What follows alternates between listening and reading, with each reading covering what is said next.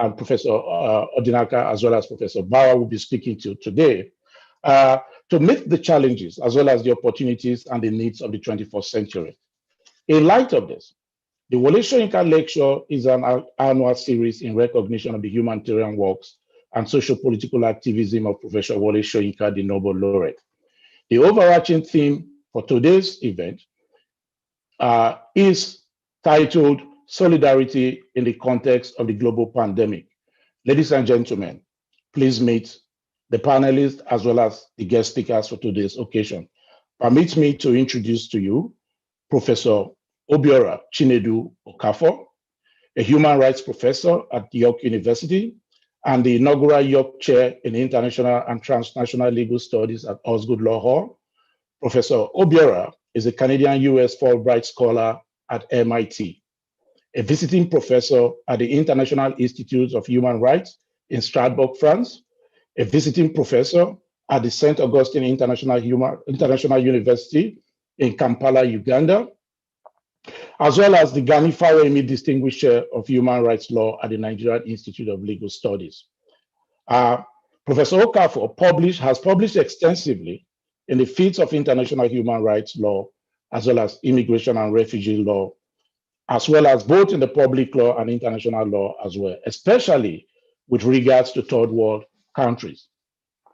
As we can see, Professor Obiora, or Professor Okafor, has served since August 2017 as the United Nations Independent Expert on Human Rights and International Solidarity. He holds multiple awards for his literature on international human rights law. Professor Okafor will approach today's theme from a scholar's perspective on developing economic reforms and integrated strategies to global pandemic. Please welcome Professor Obiora to the panel. I also like to introduce Professor Sylvia Bauer, who is an associate professor from the Department of Sociology at York University. Professor Bauer is a global sociologist with research interests in sociology, globalization, international political economy, as well as post-coloniality and the discourses of women's rights and empowerment. Her literary works in human rights includes a book on women and the human rights paradigm in the African context, with multiple publications in sociology, globalization, and human rights, and how historic forces and events shape current political as well as economic and cultural and social circumstances. She highlights the contemporary as well as the contradictory and paradoxical outcomes they produce at both national, local, and global levels. Professor Bauer will approach today's topic from a scholar's perspective on strategies for a gender-inclusive response to the global pandemic. And last but not the least, Professor Chidi Anslem Odikanu holds a PhD in law from London School of Economics and Political Science, and a proud recipient of the Chief FRA Williams Prize for the Best Student in Legal Drafting as well as Conveyance. Professor Odikalu was also an assistant professor for a brief period at the Faculty of Law, University of Ibadan, between 1988 and 1989. As a human rights activist, he worked with civil liberties organizations as director of projects and planning. In 1988, Professor Odikalu was appointed to the United Nations Observer Mission in Sierra Leone as a human rights advisor. In 1991, Professor Odikalu won the United States Information Agency USIA Fellowship Award on the Bicentennial Bill of Rights.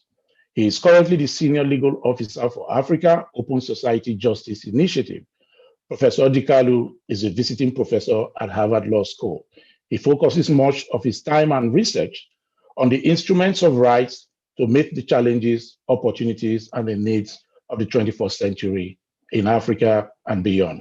Professor Odikalu, for today's topic, will be coming from a more nuanced activist perspective, focusing on governing the virus or government as virus, the office of the Nigerian citizen in the time of the global pandemic. Ladies and gentlemen, it is my understanding that this event is expected to last for 2 hours, but I'll crave your indulgence. Should we need to extend for another 30 minutes, please bear with me because of the personalities and the quality of information we're likely going to receive at the end of the day. But more so, It is also my understanding that both Professor Professor Odikanu, as well as Professor Obiora and Professor Sylvia Bauer are very much acquainted to each other. So I'm hoping that their work today will be very much integrated in delivery as well as in its articulation. And so in light of that, ladies and gentlemen, the rules for presentation is going to be 30 minutes uninterrupted.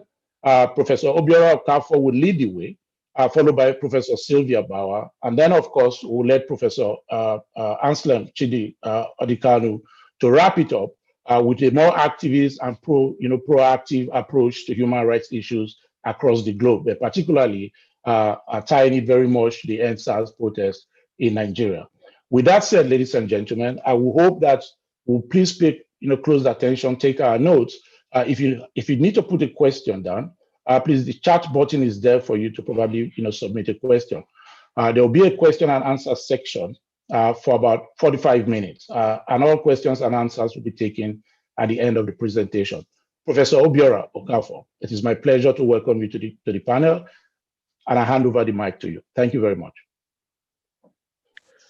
Thank you so much, Theo. I should call you Professor Theo because you are a professor at Seneca. Thank you so much for the audience. I want to begin by thanking the organizers of this event for their invitation to give this talk on the occasion of this year's iteration of a lecture series in honor of both World Human Rights Day and the legendary Professor Wole Soyinka, one of the most accomplished and distinguished humans to visit and trot this world of ours. It is a great honor and pleasure to be so invited and to be counted amongst the distinguished intellectuals and leaders who have spoken at previous iterations of this series. It's also my singular honor to appear on the same stage today with my two distinguished friends and intellectuals, Chidi Odinkalu and Sylvia Bauer. The broad theme for this year's lecture, which is quite fitting for the times, is human rights and solidarity in the context of the global pandemic. It calls on us, all of us, to reflect on the depth of interconnectedness among three extremely important and highly consequential concepts and occurrences: human rights, solidarity, and the current COVID-19 global pandemic. Within this broad thematic, I'll confine my remarks to the international, seen here as resting as well on both the national and local axis.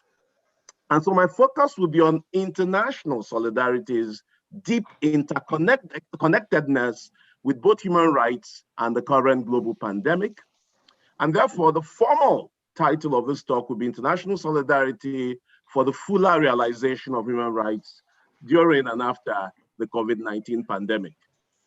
This said, the international is closely and inexorably tied to the national and the local, and no analysis of it, and certainly not this analysis, can completely avoid its more or less deep relationships with the two other levels of human activity. And so my talk will certainly have important implications for the national and local. Focused as my talk is on the international solidarity's deep interconnections with both human rights and the pandemic, I want to introduce it by telling and analyzing two local/national stories, allegorical stories from Nigeria, which I'm sure all of us will agree is the capital of the world. That these stories are similarly different as they are profoundly connected. But they both symbolize and exemplify solidarity, be it international, be it national, be it local, for the fuller realization of human rights, though not necessarily in the specific context of pandemics. And so here are the stories. Act 1, Scene 1.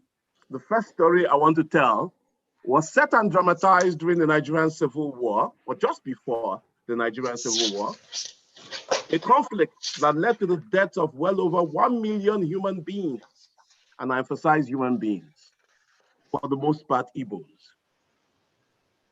This war, it must be noted, was preceded by the brutal slaughter of thousands of people of Igbo descent in many parts of Nigeria by extremists, in waves of mass murder, referred to in Nigerian history as pogroms, which basically means genocides caused by mass riots. These killings have been explained by some as retaliation for the condemnable killing during the first January 1966 coup, mainly by a handful of Igbo officers and the troops they commanded, of some key and important northern politicians and soldiers.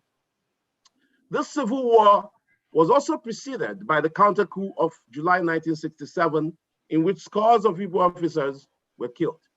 But this is not the main thrust of the story.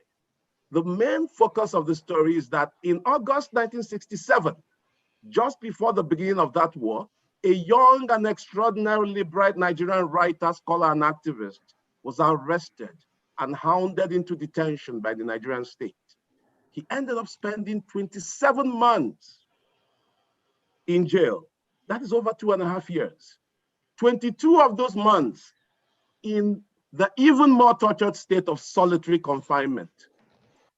What were his crimes? His only crimes in quote, as those who then ran the Nigerian state saw it, was publicly denouncing the waves of pogroms against the Igbo that were occurring in the years before the Civil War, and traveling deep into the Igbo heartland, which was soon to become part of the now defunct Republic of Biafra, a state that the Igbo had been forced to form in order to protect themselves from further mass murder.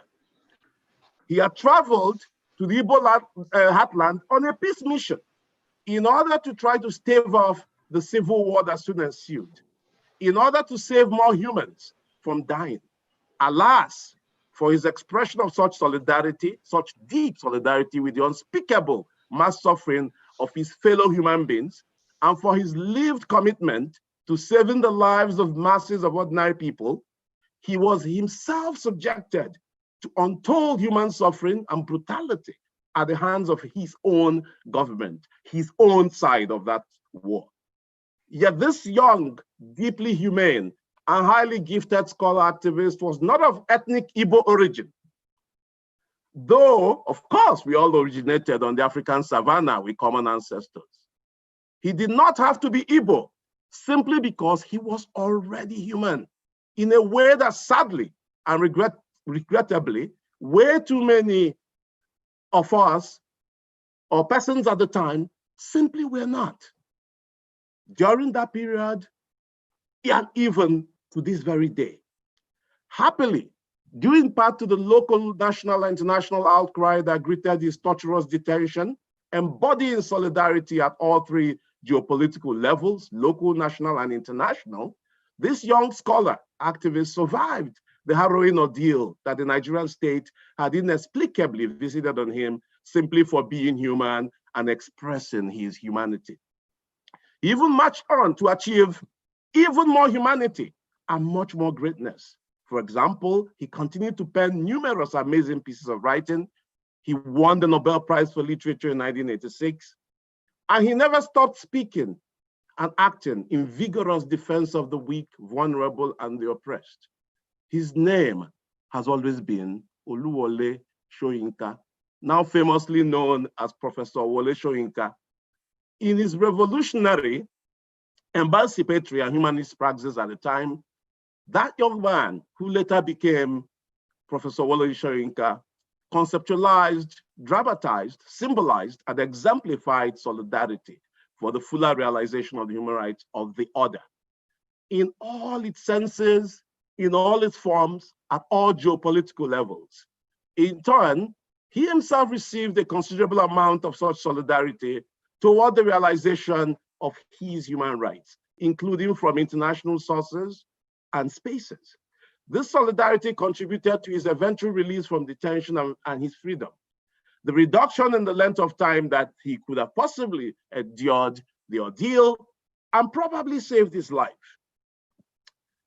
Act 1, Scene 2.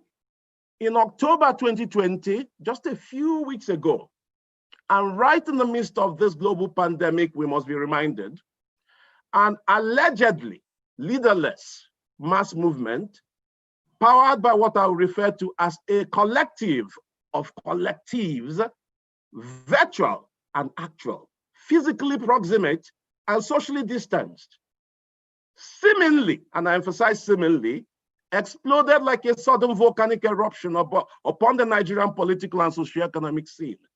In fact, there had been no explosion.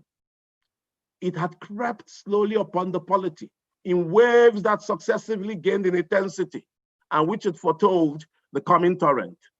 In solidarity with each other and with those who had for far too long died illegally at the hands of Nigerian security forces, and also with those whose lives had been immiserated for far too long by various formations of the Nigerian state, or who had fled or moved to other lands as a result. This movement gallantly stood sentry, marched, and spoke for weeks, come rain, come shine, as we Nigerians say, until it was crushed in a bloody counter-maneuver by the forces of reaction and oppression. Many of the courageous young men and women, shall we say young women and men, who powered this movement have been killed or maimed. Many now face various kinds of harassment and even threats for playing this role. Some have now fled the land themselves. International support for their cause has been widespread and significant. So has international solidarity for their cause. So as the movement showed solidarity to others, they themselves received solidarity. These, my friends, are two scenes of the same act.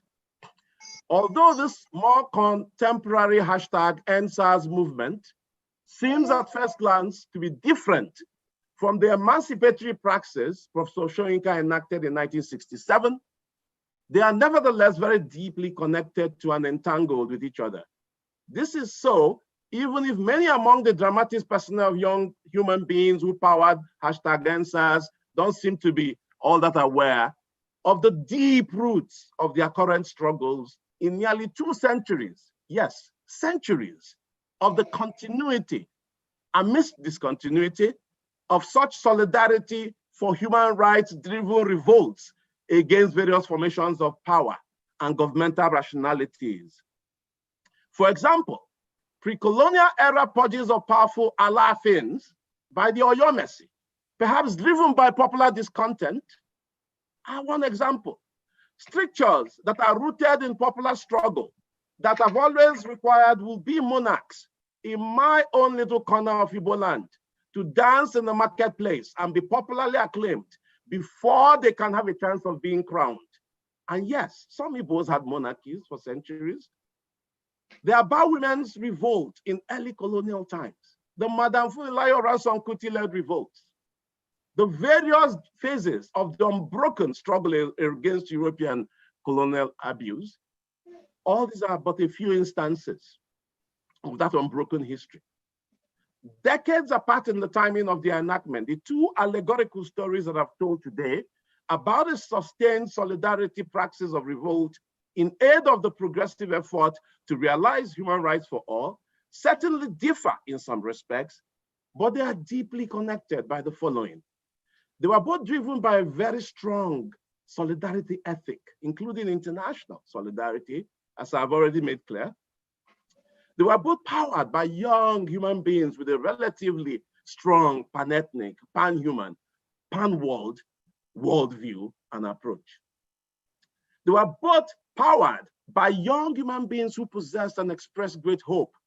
I did not say faith, I said hope, in the transformative or at least reformative power of progressive socioeconomic and political action, a kind of measured idealism.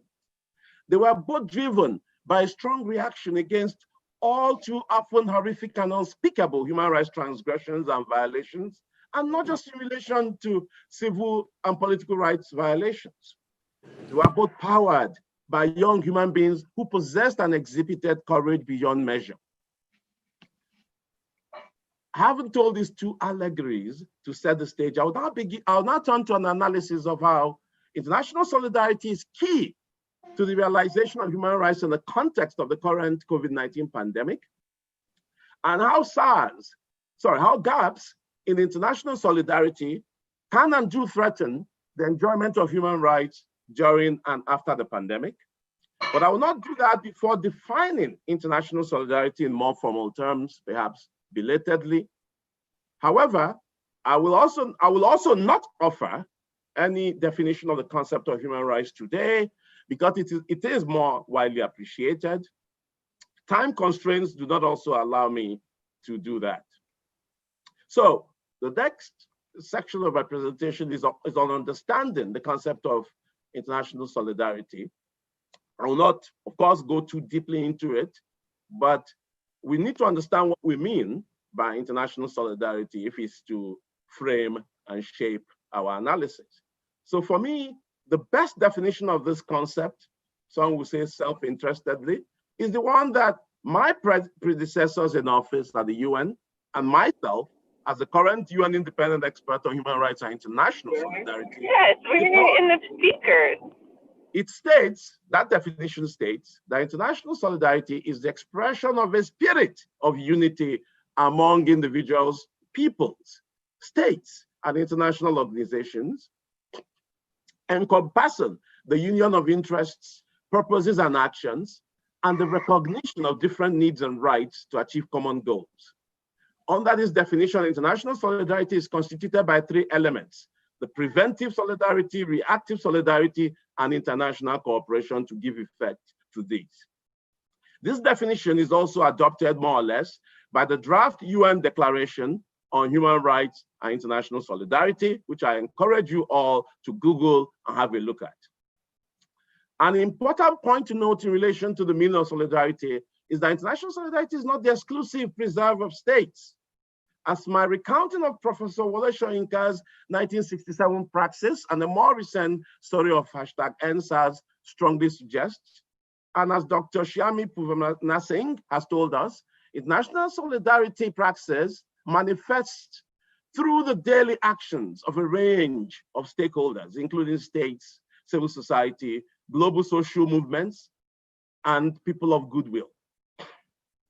As Professor Laurence Boison-de-Chazoun notes, it should thus be understood more broadly to include not simply a state-to-state affair, but also other forms of solidarity across international borders, such as that enacted by non-state actors like you and I.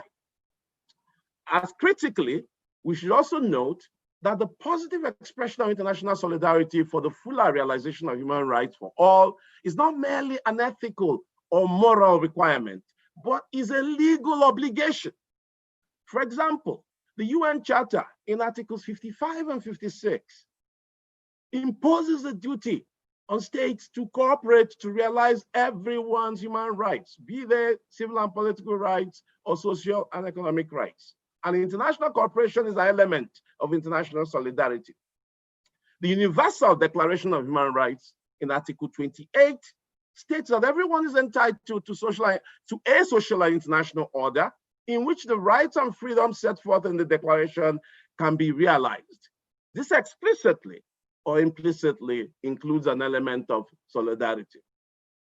The International Covenant on Economic, Social, and Cultural Rights, Article 2, states that each state party to the present covenant, undertakes to take steps individually and through international assistance and cooperation to realize economic, social, and cultural rights. This definitely mandates international solidarity through the mandating international cooperation. The African Charter on Human and People's Rights in Article 27 states that every individual shall have duties toward the family, to his or her society, to their state, and to other legally recognized communities, and to the international community. Underline that, to the international community, meaning to every other human being. A duty of solidarity, of international solidarity, is thus explicitly mandated here, including to people in other lands. Think of COVID-19, the current pandemic, and your right to health, for instance. My duty to you to take steps not to infect you is key to your health. That's just one way of illustrating it.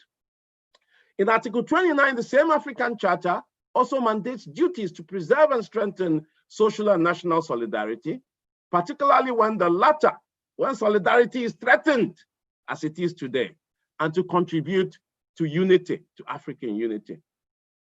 At the domestic level, in the Cédric-Héroux case, for example, the French Constitutional Court has held that the principle of fraternité in the French Constitution is solidarity, requires solidarity, and is a legal duty within the French constitutional order.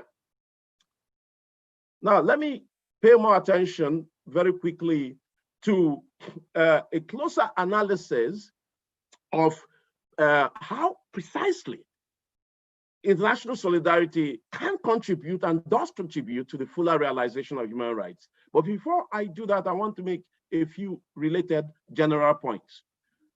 The pandemic has highlighted rather vividly the intensity in our own time of our interconnectedness as human beings and societies, including the sheer depth of our mutual vulnerability one to the other. Our fortunes during and beyond this pandemic are deeply tied to the fate of other human beings and populations. It should now be even clearer to us that a COVID-19 outbreak over there is a COVID-19 problem right here. As Ambassador Samantha Power has noted, this pandemic will not end for anyone until it ends for everyone. This reality firmly underlines the absolute necessity of expressing and ramping up our practice of international solidarity among states and non-state actors alike, if the enjoyment of our human rights across the world is to be optimized. There's simply no way of enjoying our human rights more fully over here, whilst the human rights of the vast majority of the world's peoples who live over there hangs in the balance. Not even the much richer societies of the global north can enjoy their human rights optimally without the rights of, for example, their indigenous peoples, their poor, their racially marginalized communities being respected to a far greater extent. We are all joined to each other's human rights hip. And I want to consider in more detail these often intimate, positive or negative connections between international solidarity, or the lack thereof, which is often the case, and the fuller realization of human rights during and after this pandemic. I will address more squarely the question of what the absence of international solidarity in relation to this pandemic threatens or violates in human rights terms, and what its presence or enjoyment in relation to the pandemic preserves or advances in the human rights context. I should make it clear, however, that although my discussion about what human rights are threatened by international solidarity gaps or advanced by the expression of international solidarity during the pandemic cannot just be about the enjoyment or lack thereof of health-related rights, but must pertain to about all human rights, including but not limited to, of course, women's rights, to be free from domestic violence, the right to work, the right to food, protest rights, such as freedom of assembly and association, the rights to water and sanitation, just to name a few. Nevertheless, constraints today, time constraints, do not allow me to go beyond the discussion, a detailed discussion of the interconnectedness between international solidarity and the right to health. So that would be my exemplar. Now, let's look at that connection with the right to health of international solidarity. Nothing exemplifies more the deep interconnection between the mutual expression of international solidarity or the lack thereof and the realization of human rights during and after the pandemic than the question of the enjoyment of our rights to health. Our health rights tend to be gravely threatened by the absence of international solidarity and significantly advanced through the enjoyment of that value. Without international solidarity from those over there, our enjoyment of our health rights here will often be threatened. We wear masks so that we reduce the chances of infecting others. Those others wear masks so that they reduce the chances of them infecting us. Even the rich and powerful states tend to require medical supplies and acquire medical supplies and workers from elsewhere. A much richer country like Italy has depended significantly, in part, on the services of doctors from far poorer Cuba. Even the USA had to get personal protective equipment from China. The threats to our health will not really abate anywhere unless it ends everywhere. One key and live human rights and international law issue that has arisen because of this deep interconnection that I tell of today is the question of equitable global sharing of and access to the COVID-19 vaccines. We all know that a number have just been authorized in many countries and invented and authorized. And this question of access persists regardless of who or which country or company developed the vaccine. The binding international health regulations of 2005, which binds 195 states, do not deal with this issue.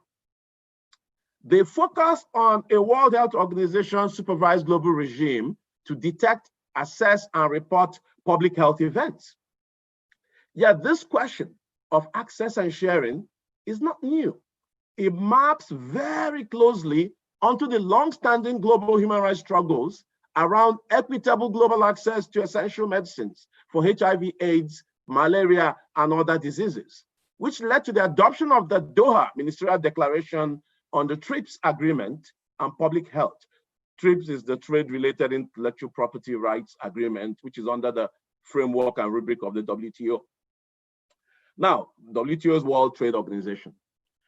This TRIPS agreement basically affirms, this Doha Agreement on TRIPS basically affirms that flexibilities are allowed to WTO member states, including Nigeria, for instance, including Canada, where I'm speaking from, which are particularly useful to poorer global south countries on the global trade and intellectual property rules. And these flexibilities allow them to circumvent the quote unquote normal rules to provide readier access to their populations to essential medicines to treat diseases such as HIV, AIDS, tuberculosis, and so on, and so on. And my submission is that this applies clearly to medicines and vaccines for COVID-19. Now, the flexibilities that this Doha Agreement talks about includes compulsory licenses, not just for the production and use of generic versions of the medicines and vaccines in the domestic market, but also to export them to other global south countries who do not have a pharmaceutical industry, as well as what is called parallel importation measures to import it from wherever you can find and whoever can produce it, not just the Pfizer or whoever, AstraZeneca or whoever has invented the vaccine. A subsequent 2005 WTO protocol, which amended the TRIPS agreement formally, introduced a new Article 31 bis. This is kind of technical international law numbering, which came into force in 2017. Now, clearly, the COVID-19 pandemic presents, at the very least, as acute a public health challenge as the other ailments, HIV, AIDS, tuberculosis, and so on.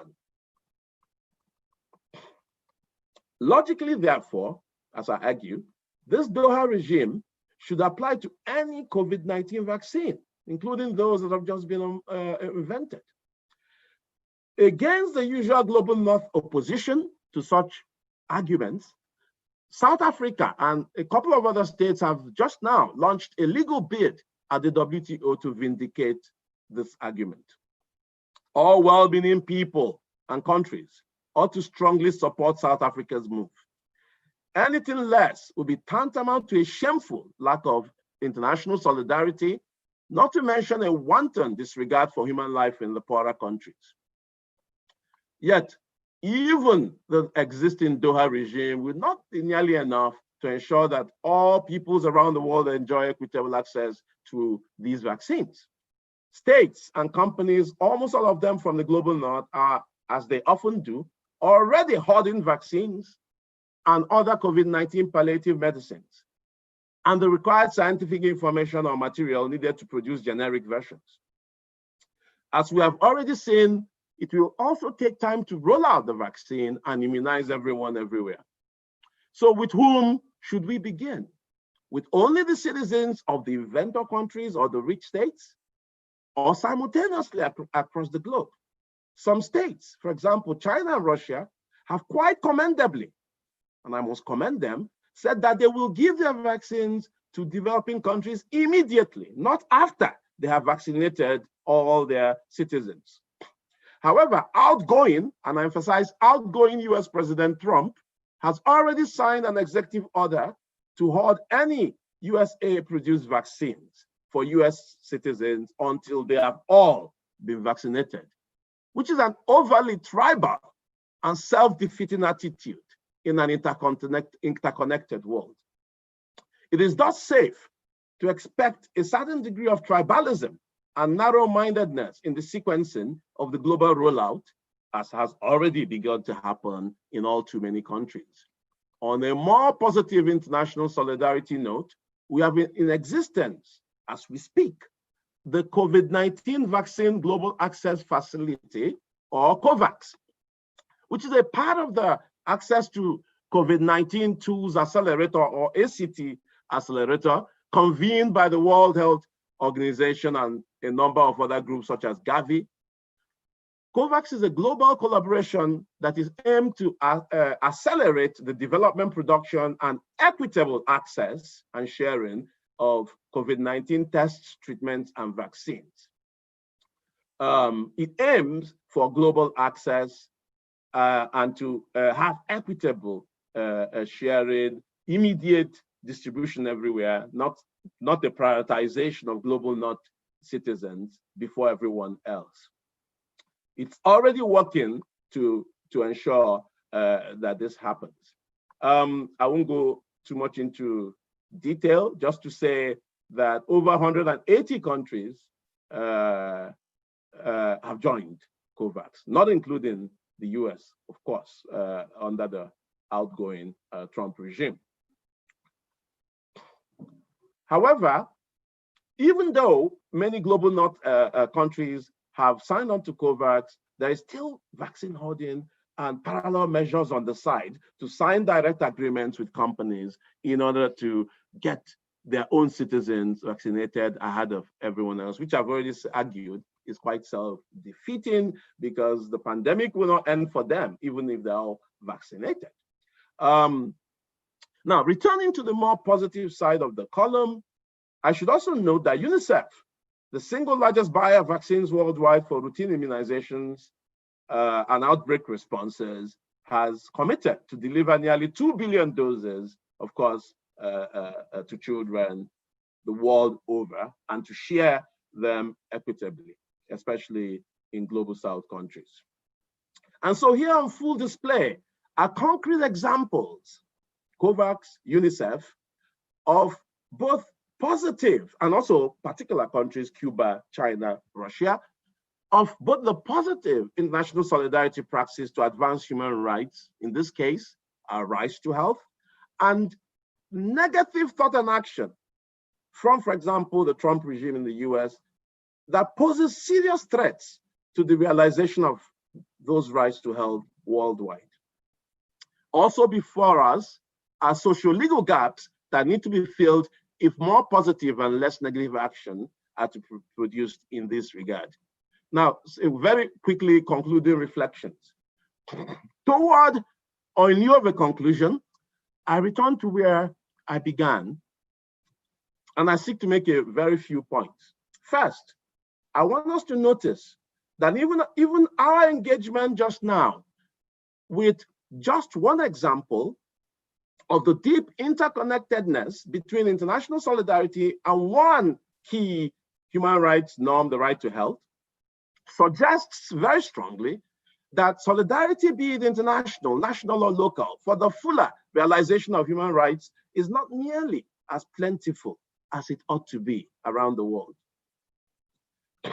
This fact underlines the profoundness and the relative rareness of Professor Soyinka's relentless praxis in solidarity with the struggle for the realization of the human rights of others and everyone, as exemplified by the story I told at the beginning of this talk about his 1967 to 69 praxis and the great suffering visited upon him as a result. This point sinks deeper, even deeper, when we factor in what, as Dr.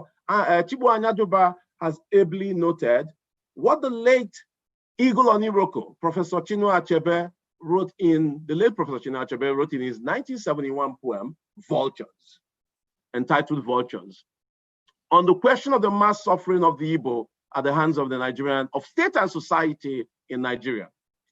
In that piece, the great Achebe reflects on the troubling realization that humans as a species possess simultaneously a capacity for human care and the vultures in human savagery. He speaks here of a kind of immanent duality that characterizes our world.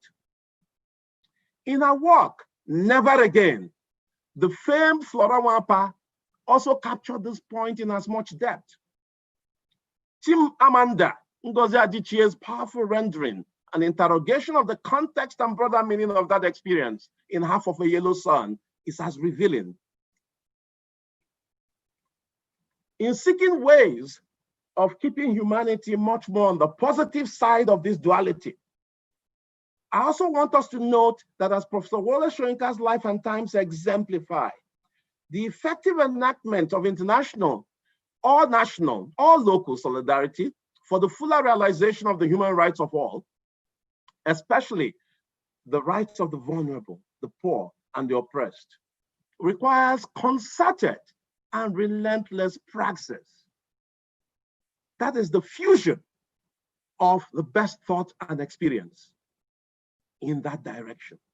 Not merely thought and not merely practice. The two must fuse at one and the same time. It requires the simultaneous execution of conception and practice, thought and action, where time is not seen as warped, but as stretched. And here, I must hearken to the profound lyrics scripted by that great bard, Christopher Okibo, or rather, Nigerians call him Okibo, it's Okibo, who was Professor Soyinka's contemporary and dear friend. As that poet sang, these are his words, and this from Upandru: screen your bedchamber thoughts with sunglasses. Who could jump your eye, your mind window? And I said, the prophet, only the poet. And he said, logistics, which is what poetry is. And he said to the ram, disarm. And I said, except by rooting, who could pluck yam tubers from their base? Except by rooting, who could pluck yam root tubers from their base? And there are here, the poet sang, the errors of the rendering. Bearing this in mind, my friends, and cognizant of the centrality of the unbrokenness of both the circle and the cycle of life in many African cosmologies, the depth of interconnectedness that binds the unborn, the living, and the dead, and which shapes the day-to-day quotidian obligations of the currently living, who will certainly die and return perhaps even young and repeatedly, like the mythical Abiku or Wanje. Professor Soyinka's famous admonition to us in his celebrated prison notes, written during his torturous, unspeakable detention, entitled "The Man Died," that I quote, the man and woman dies in all of us who keep silent in the face of tyranny. That must continue to inspire and guide our generation and even generations yet unborn toward the expression and enactment of ever deeper, ever more expansive solidarity, be it international, national, or local, in defense of all human rights for all peoples. Just as that admonition did inspire so many among our already dead, so many among the throngs of our sung and unsung heroes past. My friends, hope they say must spring eternal. Thank you very much. Thank you very much, Professor Obiora Okafor. There is no gainsaying the fact that what a wonderful commentary you've just delivered. On behalf of the National Association of CDOG, I really want to thank you. There will be time for questions and answers. I know you've touched a lot of issues, but I also want to highlight, as a segue to Professor Bauer, some of the core issues he talked about, particularly with regards to the right to health.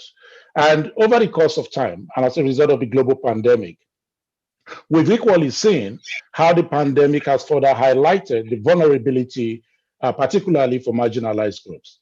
And in light of that, the right to health and the issues around globalizations that is very, imminent at this point in time, and something that I would like, to kind of, gradually push over to Professor Bauer, something she's an expert in, issues around vulnerability, particularly for marginalized women, but more so for those in developing countries. And like Professor Okafor just said, we can begin to see the interconnections between globalization and issues, particularly that relates to the social determinants of health for those in developing countries. Professor Bauer, I know you're an eloquent professor and a sociologist as well as a globalist. I'll hand over the baton to you. Thank you. Thank you very much, Theo, for the introduction. And also thank you so much to the National Association of Sea Dogs for inviting me here to this very auspicious panel and town hall, one that is meant to honor a very courageous human being. And I'm really glad that Professor Okafor has already given us a fantastic biography of the very venerable Professor Wole Soyinka. I'm also obviously a bit nervous to be speaking on such a platform, because one wonders whether or not one can ever do honor to the legacy of the likes of Professor Wole Soyinka, but also to others, some of our other forebears, such as Wangara Maathai of Kenya, who also received the Nobel laureate, and or more recently, Winnie Madikizela Mandela, among others who've come before us and who've done this really great work of human rights on our continent. And so thank you so much again for inviting me. I would like to begin with a story, in part because I like stories, right? I think stories really are the sum of our lives. The stories we hear, the ones we tell, the escapes we create for ourselves, the visions that we create in our dreams, and the sacred places that we visit are but stories. Also, in the end, we leave behind stories, the stories of our lives. A tale is told of a flood in the animal kingdom. Monkeys who were quite unaffected by the flood were sitting happily on their treetops and branches when they noticed suddenly that fishes were submerged in the waters below them. Quickly, they devised a rescue mission. They went down and picked up the fishes, lifted the fishes up from the water onto dry ground. Satisfied with what they had done, they went back up to their treetops comfortably. Soon, they noticed that the fishes, after wriggling for a while, lay motionless. Ingrates, the monkeys cried. They couldn't even bother to say thank you before taking a nap. Obviously, they had interpreted this dance of death as the fishes dancing in gratitude for the work that they had done. I think that this story has a number of themes worth exploring in this particular town hall, and especially now in this very tumultuous year. Beyond the obvious moral of the story, there are other things that we must take note of. The flood, I think, is easily symbolic of the climate crisis that we find ourselves in, and how that leads to what Saskia Sassen has referred to as expulsions from the land and expulsions from our homelands and the problems that ensues as a result of that. This is also connected to how the wanton extraction of our natural resources in the name of development leads to various other disasters beyond just a pandemic or a global pandemic. Finally, for me, I'm also going to engage the misinformation or disinformation that often leads to the disastrous rescue missions for vulnerable people around the world, but particularly African women. And so how do all of these connect to human rights? How do all of these connect to issues of solidarity? And for me, most importantly, what should the post-COVID world look like for those whose humanities have always been assaulted, whose human rights are often trampled upon in the name of culture, religion, or other such ideologies? Minority rights matters, including women's rights and LGBTQI rights issues the world over, bear striking similarities with regards to the entanglement of rights discourses and prevailing sociocultural, sociopolitical, cultural, and economic norms. Therefore, for me, in order to understand the nature of these rights discourses in any one particular society, but nonetheless in a global society, it is important for us to situate rights discourses globally and historically. Gender inequality is not only a solid basis for women's rights violations and or failure to recognize and uphold rights, it is also a human rights issue. To address the foundational issues that underlie women's rights concerns, it is important to recognize how intertwined culture, gender inequality are to the prevailing socio-political context of our world. Therefore, to successfully contest this status quo, we have to constructively engage culture, right? We have to constructively engage culture. Women's rights activists on the African continent often are very strategic in terms of how they weaponize universalist rights discourses in their advocacy. This is similar to how other minority rights activists operate. Here, I'm referring to their ability to simultaneously deconstruct and challenge universalist constructs of African culture and women, while appealing to and using the power of universal human rights as leverage to engage disadvantages or disadvantageous cultural norms. It is therefore valid and proper to evaluate women's rights issues and work in Africa or in the context of Africa from a very complexly interwoven tensions of universalism and African exceptionalism.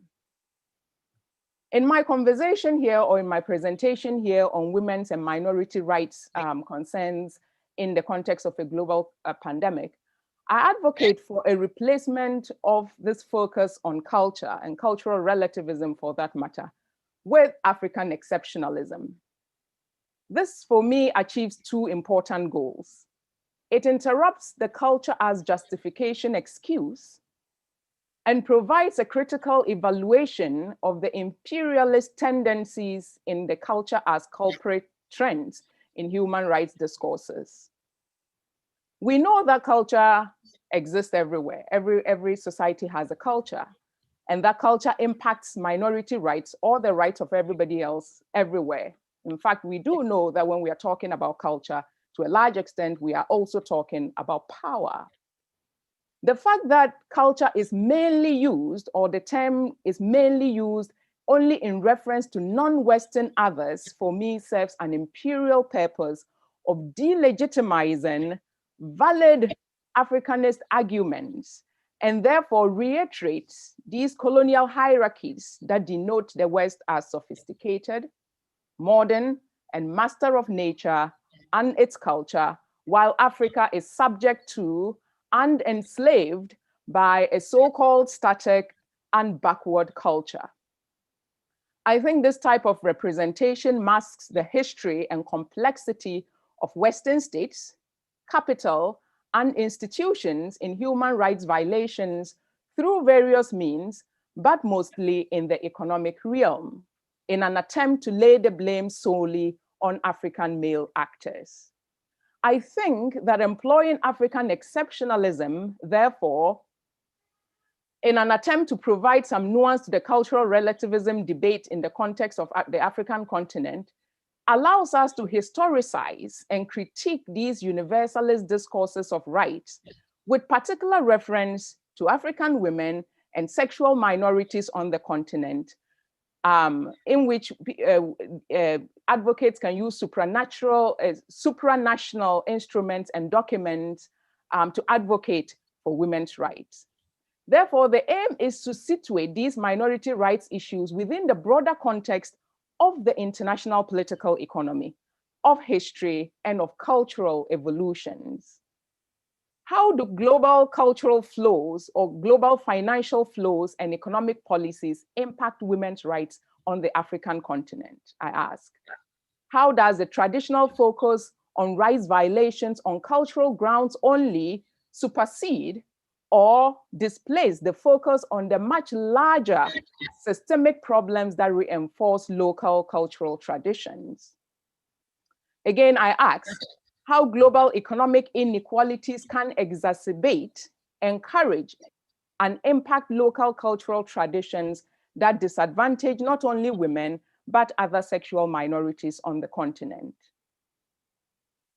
For me, when we are looking at rights and the rights of vulnerable minorities on the continent, we cannot discuss these in isolation from the global environment within which rights claims are made, assessed, and mitigated.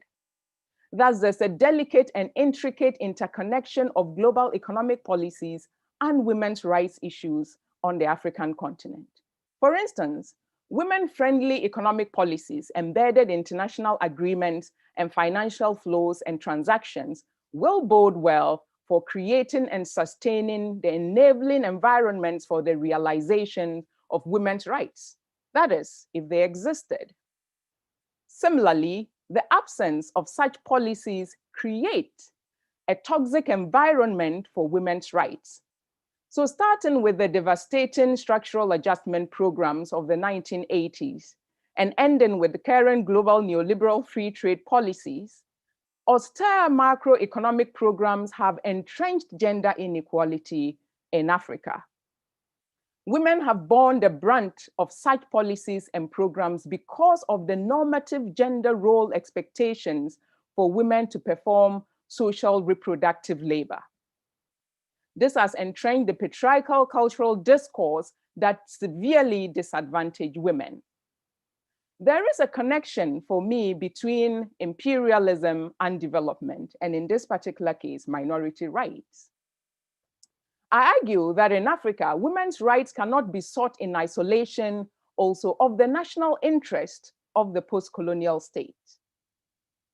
It is for this reason that African women's activists tend to recognize the importance of also working through and around the African Union's regional as well as national human rights provisions and instruments. Most importantly for me, the African Union has recognized the importance of economic, social, and cultural rights to the development of African states. And for this reason, the right to development, which is advocated by African and other third world countries, emphasizes or highlights in particular the role of colonialism and imperialism in the impoverishment of millions on the continent.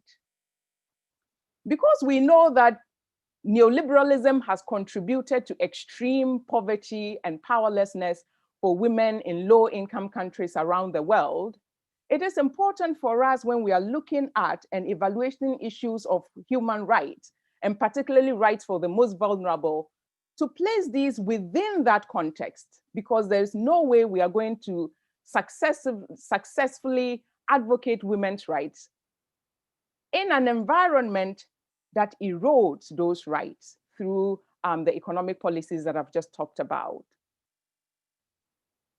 These systemic disadvantages, therefore, require empowerment mechanisms or types of empowerment mechanisms that address global economic inequities in tandem with local patriarchal traditions. So we have to approach this as a two-pronged issue or two-pronged solution.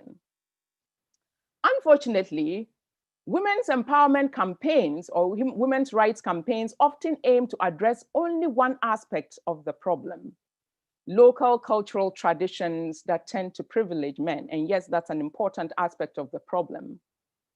However, the focus of many women's empowerment NGOs on addressing local customs and on focusing on individual women empowerment, while important, leads to deepening the neoliberal habitus where individuals undertake to resolve structural problems through their personal or individual choices. It is therefore not surprising that women's rights empowerment campaigns in some societies are also fiercely resisted. For instance, let's take how internationally funded and acclaimed microfinance projects target women as beneficiaries.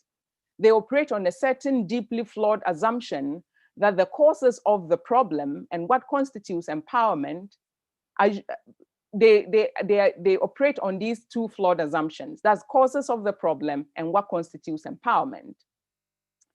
Generally, by assuming that men as a group in patriarchal societies are the problem, are only the problem, little attention is paid to how power actually works and how power operates. In the first place, there is the assumption that all that is required to solve the problem is attitudinal changes from men. Awareness campaigns are often designed to educate community members about women's rights and the legal protections for them. In so doing, societies are compared to their Western counterparts where they are found wanting and backward. This kind of approach is not only ahistorical, it also erroneously assumes that men in poorer communities actually have much economic power. This approach also fails to recognize that men in some cases are equally as ravished by poverty as their women counterparts. Furthermore, economic power does not automatically translate into socio-cultural and political power for women. As an executive director of an NGO for women's empowerment intimated in an interview to me a couple of years ago, such a focus on women increases male fear about becoming useless and tends to harden their grip on power in various detrimental ways for women. For me, such empowerment schemes also tend to cause strife and create deep divisions among members of a community in an already impoverished and vulnerable situation. It deepens patriarchal power holes among the dominant male population who feel threatened by what they consider uncultural Western impositions. Activists have therefore raised concerns about how particular conceptions of empowerment and Western-oriented empowerment programs exacerbate the plight of women and poison the minds of community members to women's rights empowerment. And this is a real problem that people and activists on the continent are faced with. One of the other things that I really also want to emphasize here is the issue of culture and how culture very easily comes into play when minority rights issues are being discussed.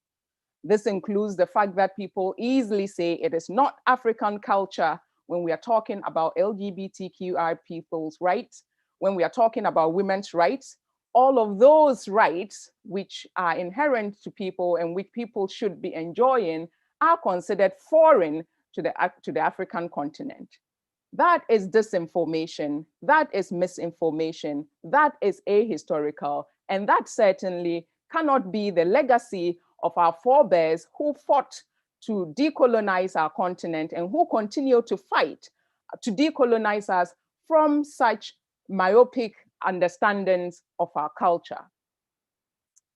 On solidarity, because I don't have much time, whether it is the voice of George Floyd calling to his mother with his dying breath that galvanizes the world, perhaps to the plight of African Americans, but to Black people all over the world, about the injustices that we have faced since time immemorial, or the powerful promise of the poet Kathy Jitnell Kijina of the Marshall Islands far away to her young daughter about climate crisis and about how she and others were linked hand in hand to fight for climate justice for the most vulnerable around the world, which she shared with the 2014 UN General Assembly, or the lamentations of so many African women encapsulated in so long a letter by Mariama Ba, or the patience of Nyasa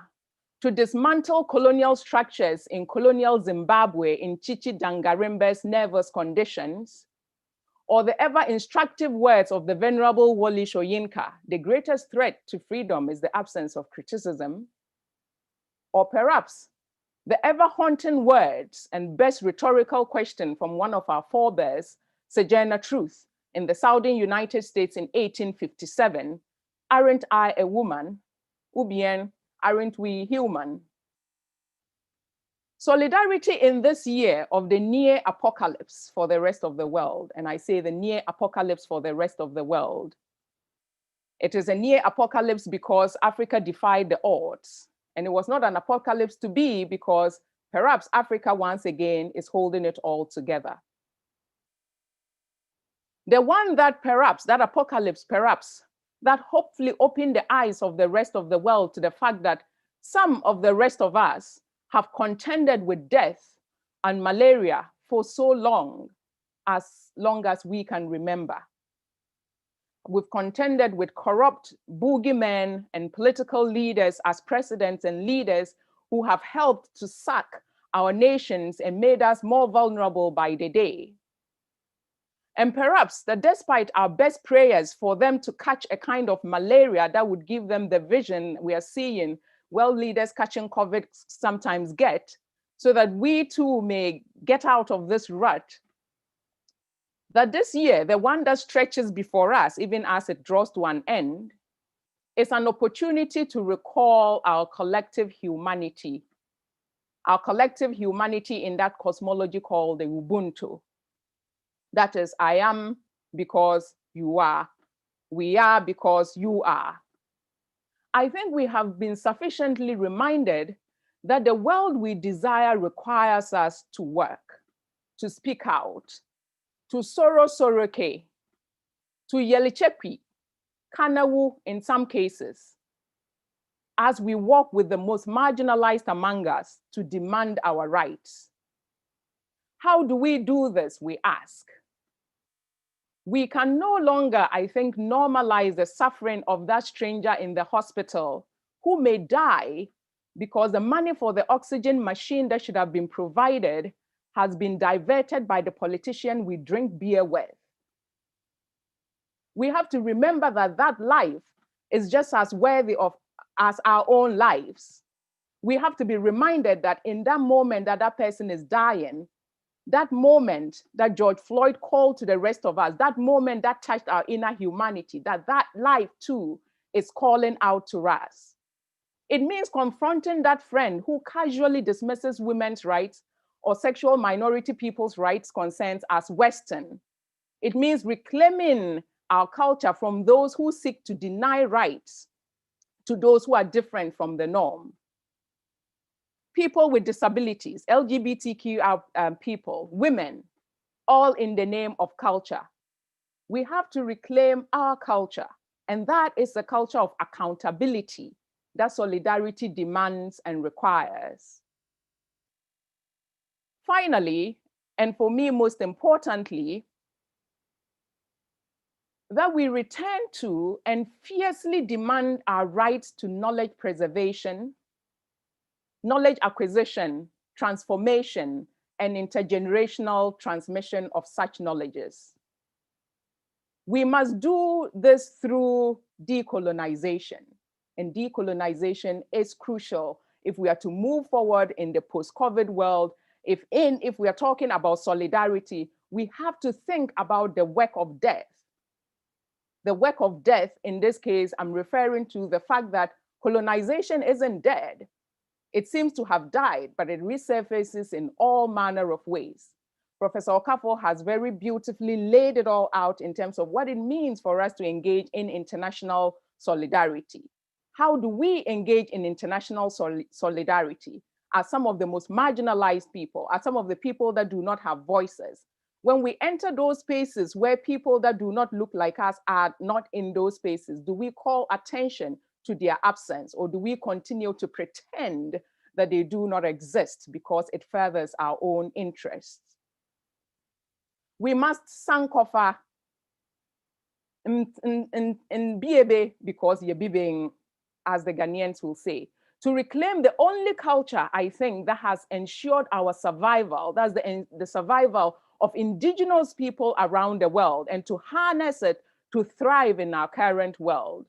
That's the culture of knowledge and its transmission.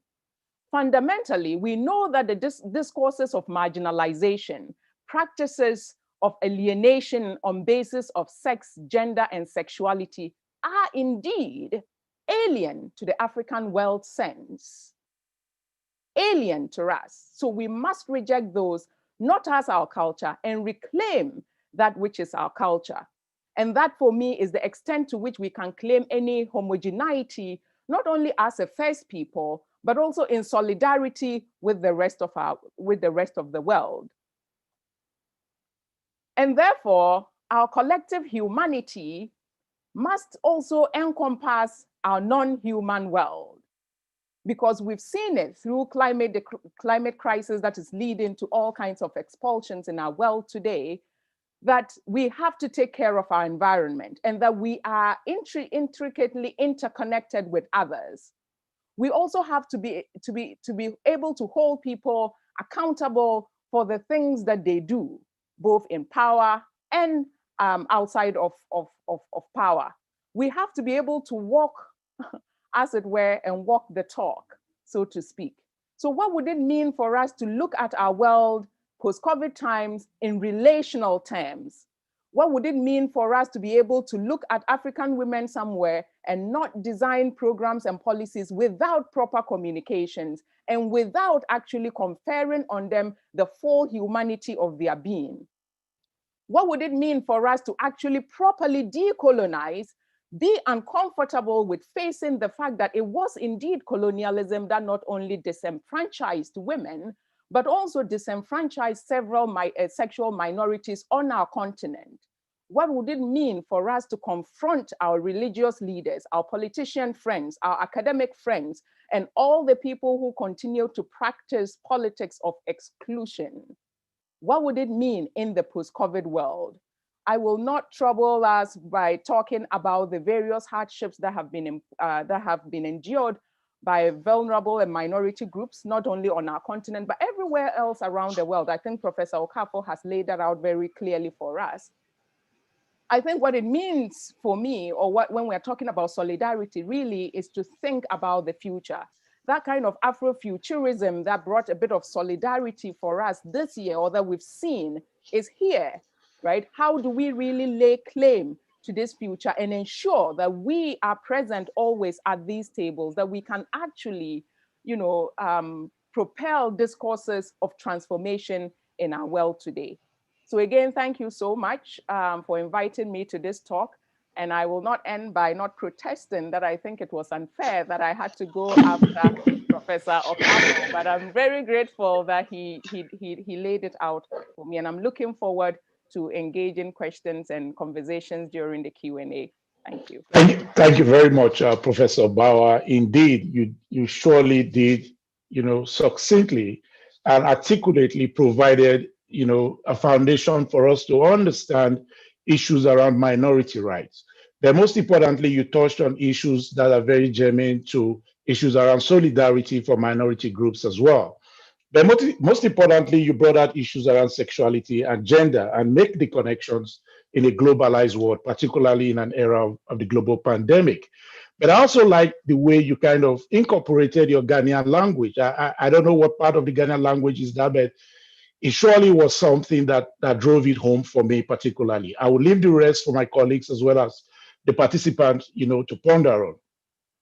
When you talked about both in power and outside of power, it reminds me exactly of what Professor Anselm Chidi Odikalu is also, practically working on as a social activist, but also a human rights lawyer. Ladies and gentlemen, I don't want to take too much of your time because we've harassed our, guest speakers to keep to time. So I also want to do that exactly.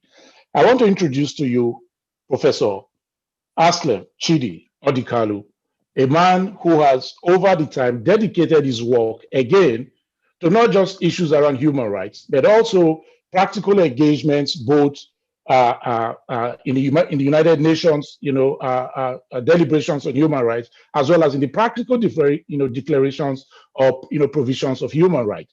Professor Odikalu, in most of your work, and I know that too well, that both your work in inter-rights as well as your literary work, you've built bridges for rights as well as on issues around justice denied. You've also written a book on prisons conditions in Nigeria and the prison system as well. Your work in itself and your involvement in human rights activities is laudable.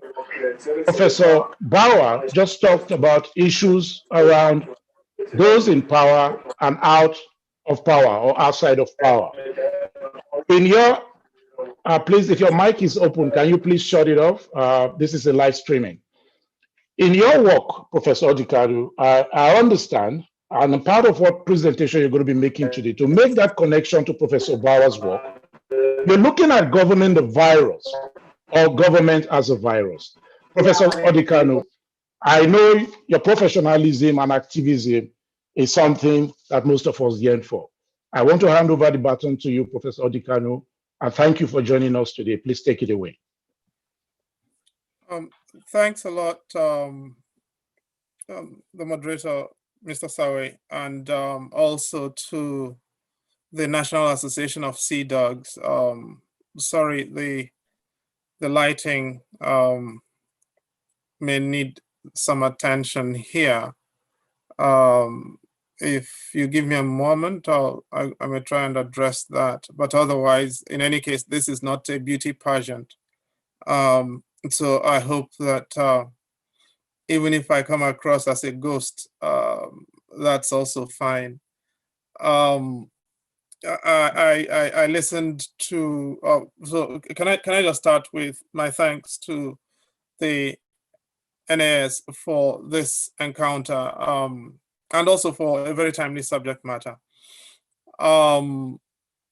Secondly, for the continuing commitment to honoring the extraordinary work, life's work of Kungi over the years. And Professor Obiora has done justice to that. I've never been able to find any argument by Professor Obiora that I am unable to subscribe to. So that makes my task this evening rather easy.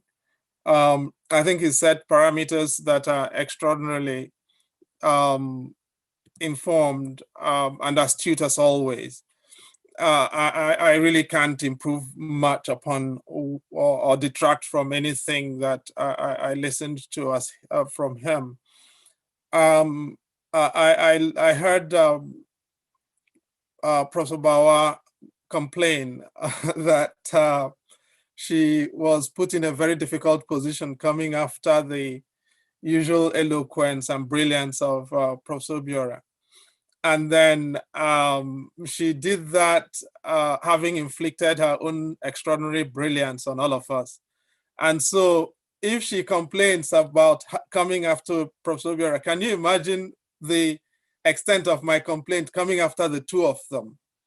This kind of marginalization can only be manufactured at the end of the year 2020. But I take it as punishment for the sins of my ancestors, and therefore as their as their descendant, I guess I have to suffer for all of that. And I'm coming here also at the end of these two speakers. One, gave us, also managed to fit in a teaching session on how to, on the Igbo language. So those people who usually say Chimamanda now must know that it is not Chimamanda, but Chimamanda. My God will not fail me. That's the meaning of the name. And then we listened to another presentation that managed to fit in Chui and Chui proverbs from Ghana. So now that we've had these sessions in these languages, it's only left for me, given my ghostly circumstances, to afflict you with something, the language of the Holy Spirit. And so I'll probably speak in tongues at some point, just so that we maintain the linguistic flavor of what we've had. And the argument on solidarity and minorities has been very well made. And as I said, I cannot improve upon that. I've therefore, and I tell you, I had no insight before, they did not share with me what they were going to say, neither Professor Bauer nor Professor Obiora. I thought that there is something that complements both, and that is responsibility and capacity. We're coming here, we're having this conversation at a time when the world is going through phase 2, the so-called phase 2, and some people are even talking about phase 3 of this virus. Deaths are spiking in different places. Hospital capacities are being wasted in a lot of countries. For those who are from Nigeria, you're seeing the deaths of prominent people, a general officer commanding of one of the 6th Division of Nigerian Army has died this week, for those of you who are Nigerian, for instance, in circumstances entirely redolent of the circumstances in which Ghana's former president, President Rawlings, died only a few weeks ago. Each of them, respectively, they buried their mothers, and within 2 weeks and a bit of the burial of their mothers, they were dead. Last night, we had the death of one of Nigeria's more prominent publishers, Samda Isaiah, the publisher of the Leadership newspaper. He died in an isolation center. These are the very well publicized cases. I'm not speaking about anything that is not in the public domain here. Infection rates are rising everywhere. In the United States, they are reporting over 3,000 deaths every day. In the United Kingdom, they are reporting deaths over 600 daily, where just 2.5 weeks ago, they were reporting about 100 and a bit, and 2 weeks before that, they were in double digits, okay? In Nigeria, 3 weeks ago, official infection rates were in double digits. And now we are approaching, we are in 800 and a bit for yesterday or thereabouts, 600 and a bit 2 days ago. And so the spike is quite clear. Fatalities, absolutely. And of course, amidst all of that, the world is reporting the presence of a vaccine, or the approvals for a vaccine.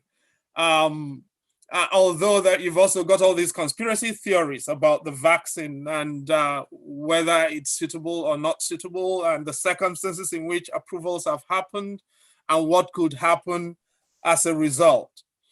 Now, rightfully, people are caught up in this conversation about solidarity. There are two things here. The vaccine is a preventative mechanism, obviously. And another preventative mechanism is water, because we are told we all need to wash our hands.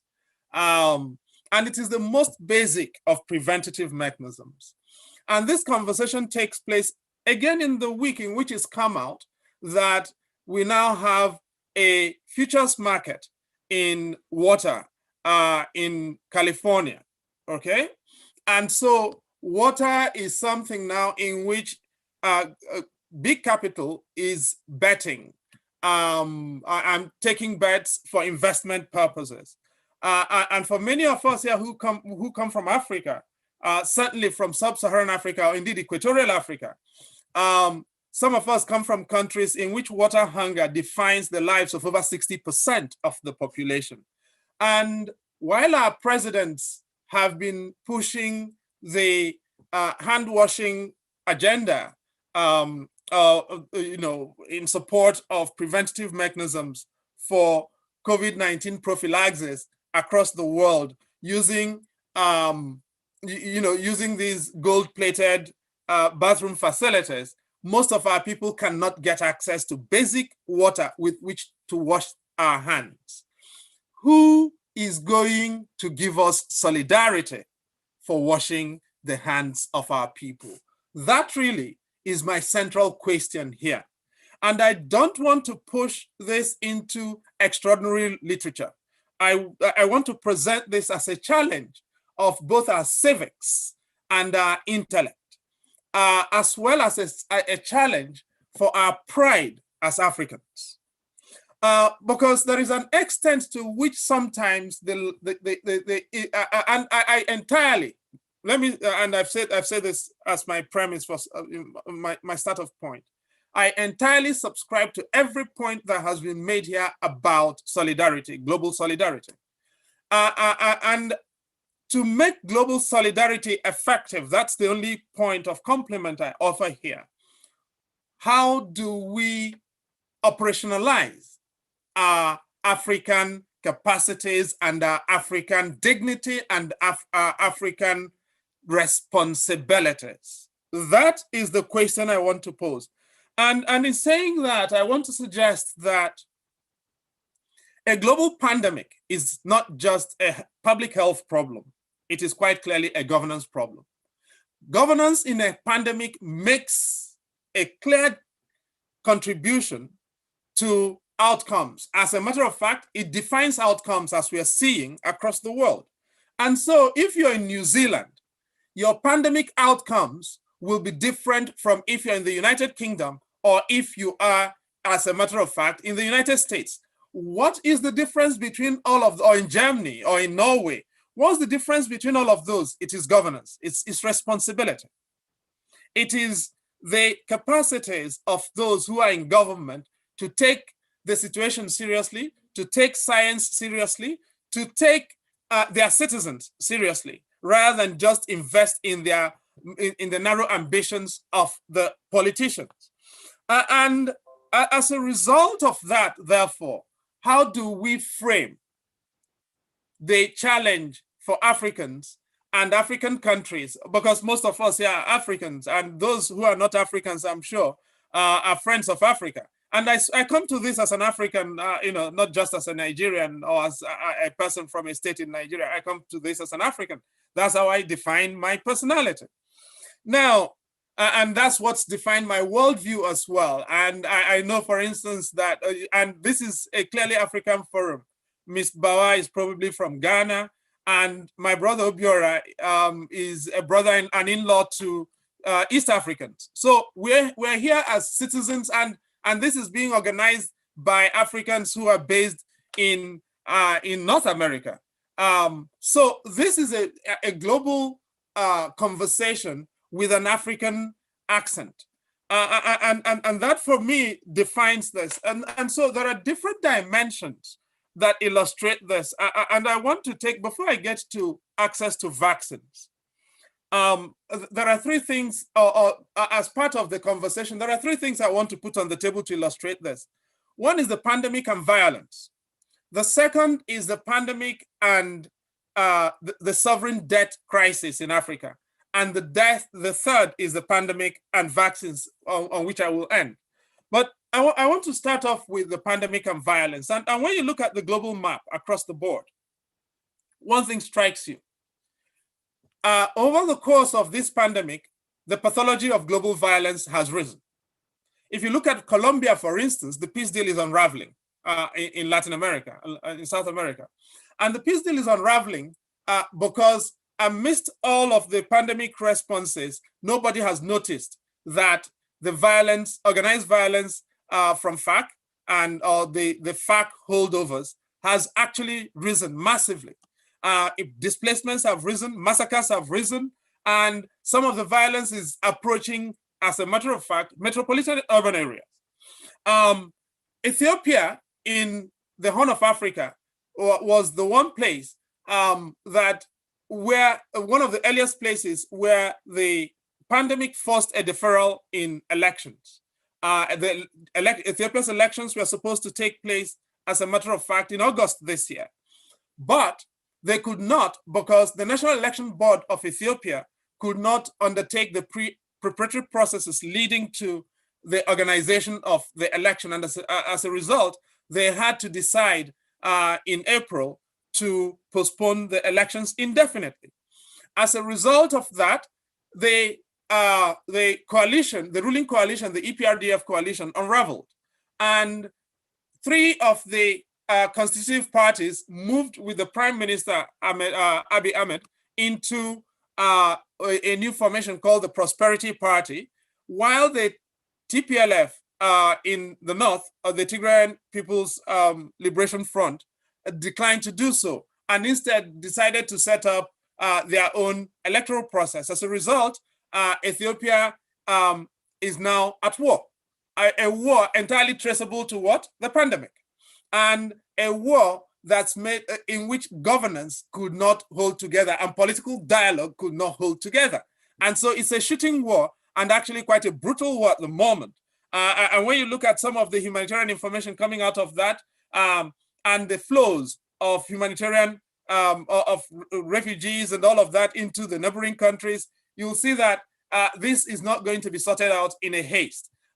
Meanwhile, it's not just Ethiopia fighting within its borders. Neighboring Eritrea is fighting in Ethiopia. And as a matter of fact, international actors, some of whom I'm not going to name here, or most of whom I'm not going to name here, are involved. As you probably well know, Ethiopia is in a very delicate part of the map of Africa, or indeed the map of the world.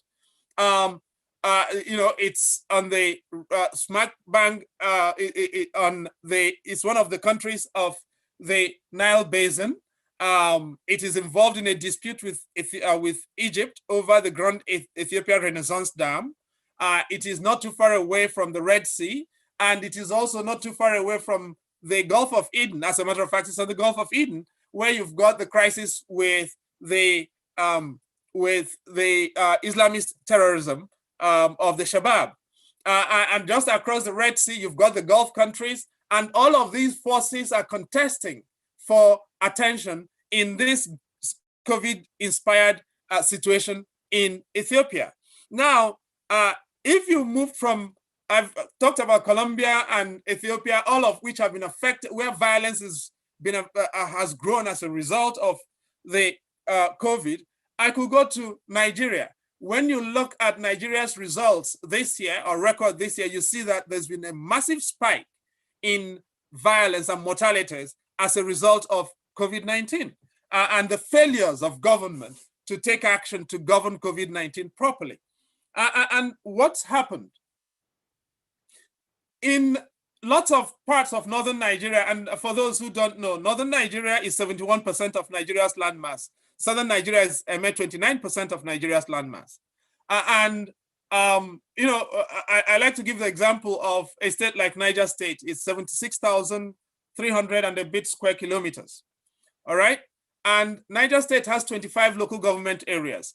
Borgu local government area in Niger State is about 11,569 square kilometers.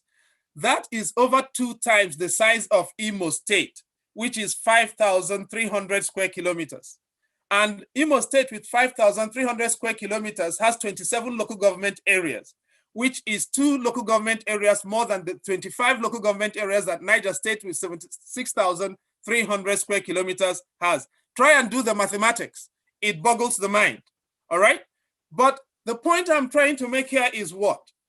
the landmass of northern Nigeria is ungovernable with the security assets that Nigeria has. And so while you had a state like Kaduna under lockdown, and Kaduna state is 46,100 square kilometers of land, okay? It is the fourth biggest state in Nigeria after Niger, Borno at 70,000 square kilometers, Taraba state at 57,000 square kilometers, and Niger state at 46,100. The next is Bauchi state at 45,000 and a bit. Now, when you look at Kaduna State put much of the place under lockdown in order to govern COVID-19. While communities were locked down, people were being massacred. Let me repeat myself. Communities, particularly in the south and parts of the center of Kaduna, were locked down because of COVID-19, and ghosts were killing them while they were obeying lockdowns. And so you wake up on a date and 30 people have been killed, and another day 20 people have been massacred, 8 people have been killed here, 3 people have been killed here. And the government could not mobilize action. The government could not mobilize empathy, nor indeed solidarity. So when we cannot show solidarity with ourselves domestically, how do we expect the world to take us seriously in solidarity? I'm not even speaking here about the abuses that our governments committed with law enforcement, whether it is in extrajudicial killings in South Africa or Zimbabwe or Kenya, connected with COVID-19 enforcement, so that we were killing our people in order to protect them from COVID-19. And as I speak to you, the president of Uganda, who is involved in an election next year, is shooting his own people in election campaigns, because he does not want them to support Bobi Wine, who is this young musician, a talented young musician who's decided he's going to make a bid for elective office on an opposition ticket in Uganda. And what is the president doing? He is deploying COVID-19 as the artifice for precluding him. And so the Bobi Wine wants to go for a campaign. The president stops him, arrests him, or abducts him by force, arranges for the police and the army to do so, and starts shooting his people. And what is the president's reason for doing so? He claims that Bobi Wine is violating COVID-19 regulations, all right? So to enforce his own version of COVID-19 regulations, he decides that he is going to shoot his own people. And he doesn't shoot one or two. In one particular incident 2 weeks ago, he killed over 100 young Ugandans. These are young Africans shot and killed because they came out to exercise civic obligations, to participate in political activity. And we are inviting international solidarity when the lives of our people are not worth anything to us.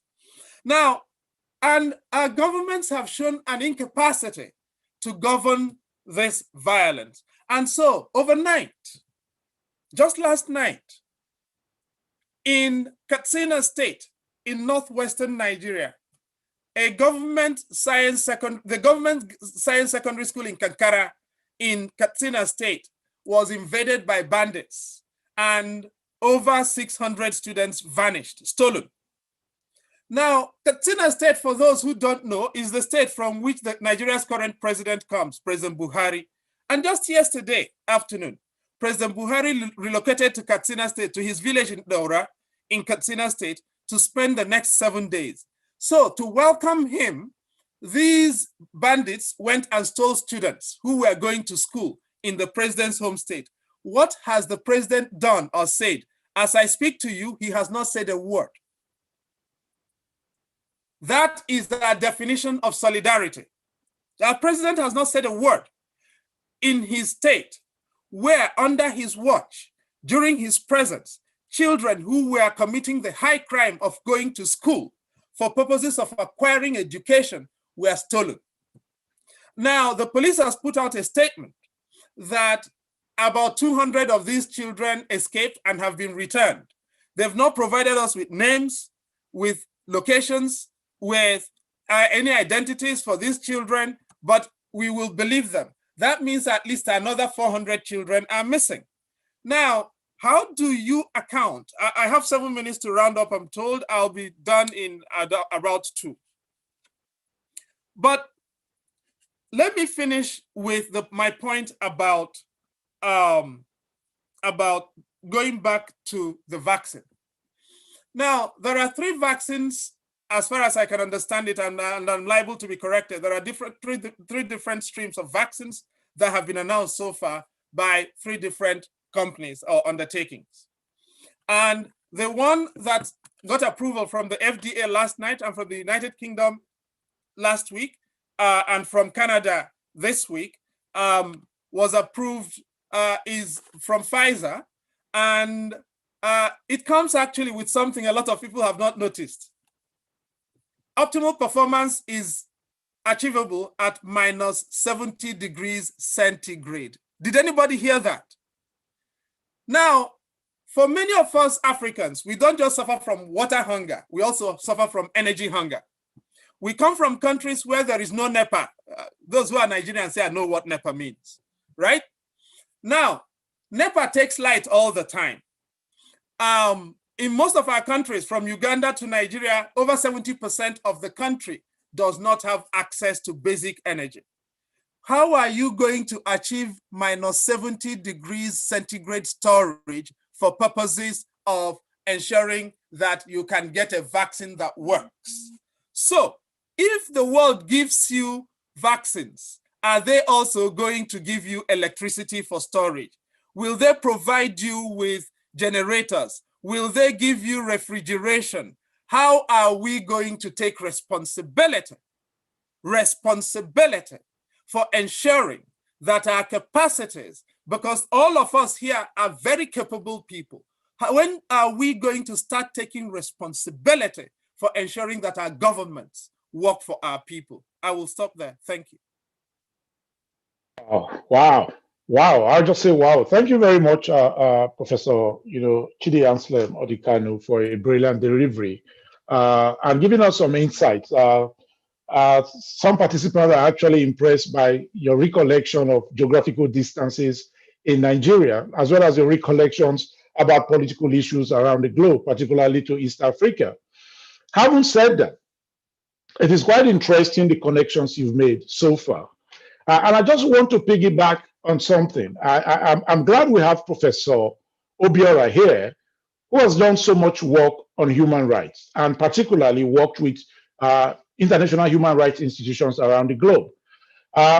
In the next 15 minutes, or in the next 45 minutes, we're going to be taking questions. And I just want to lay this out so we can build on it going forward in your responses to these questions as well.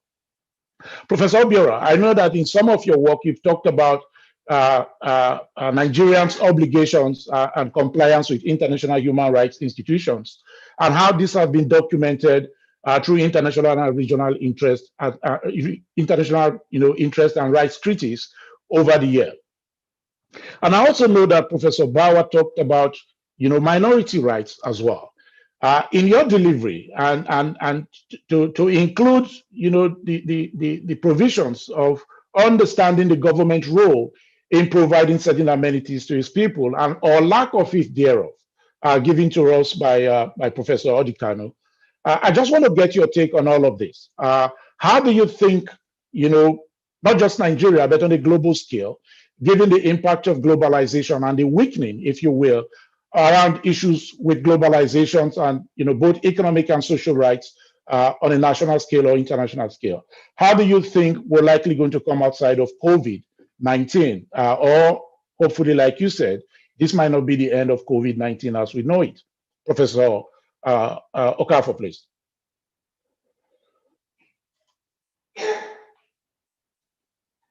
I don't know if I should join the complaining.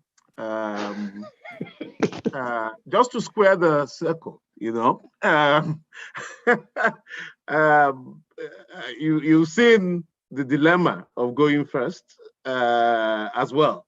Herein lies the dilemma of going first, and like my old friend, as I told Theo earlier, go way back, the brilliant, indefatigable Professor Chidi Odinkalu, who I am in a mutual adoration society, not in adoration ground, but adoration society with. I hardly find anything to disagree with. I will not go into the specifics of Nigeria because, as I told you, as organizer, when you take on some of these UN responsibilities, these states then circle you with a code of conduct. That's why I did not go into too many specifics about Nigeria. I have to apply, to undertake a country visit, and issue a report.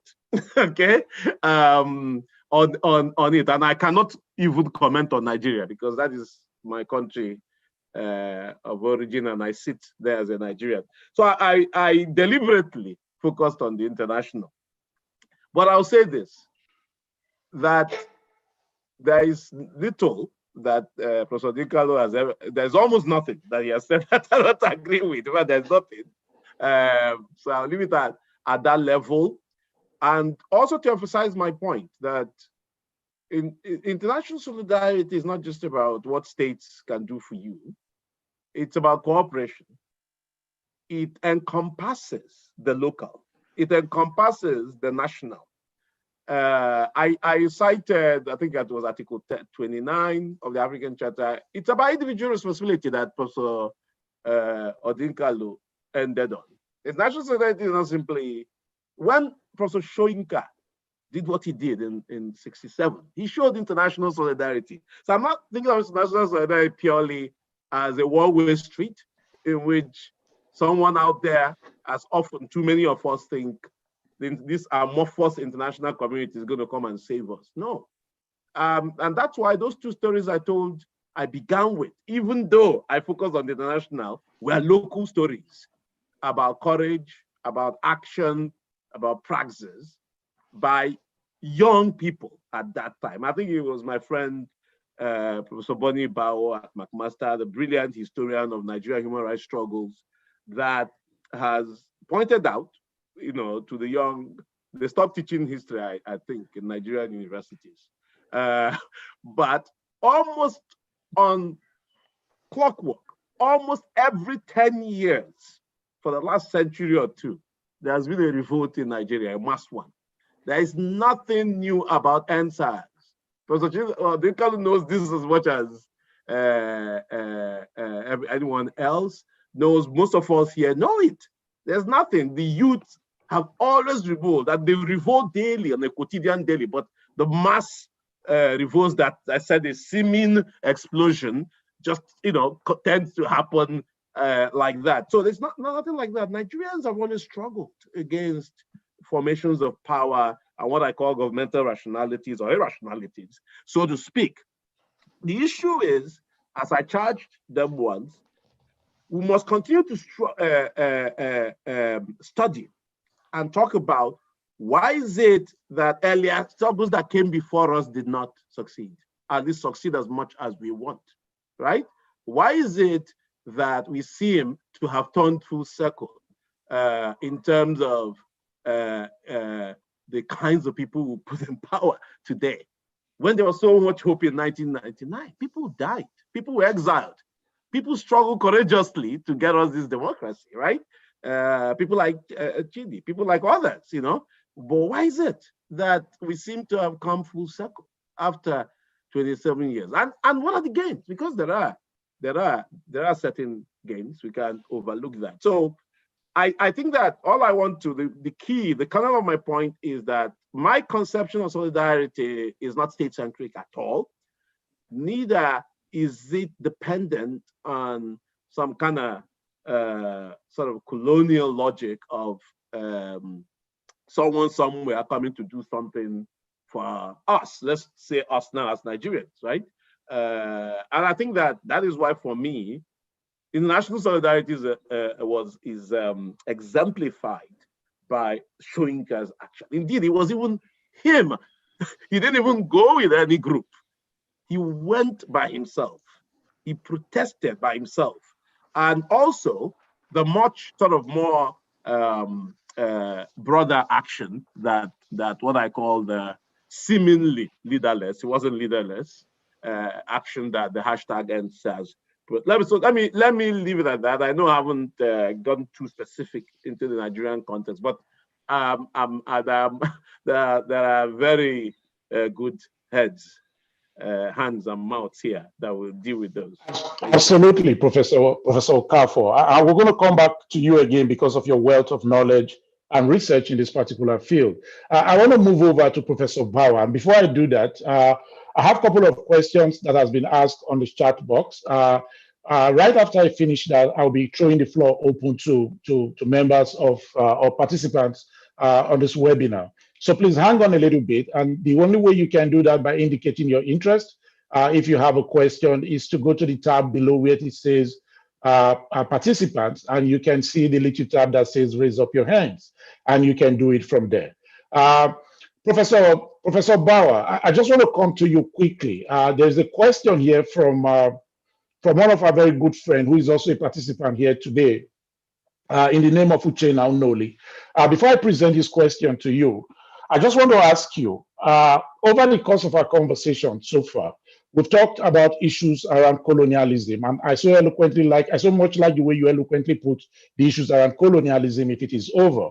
And as a result of that, most of your work has been around post-coloniality as well. I just want to ask, knowing what we know now, some are, pushing forward the idea of indigenization. Professors, scholars like Uzo Anocha is pushing that knowledge very well.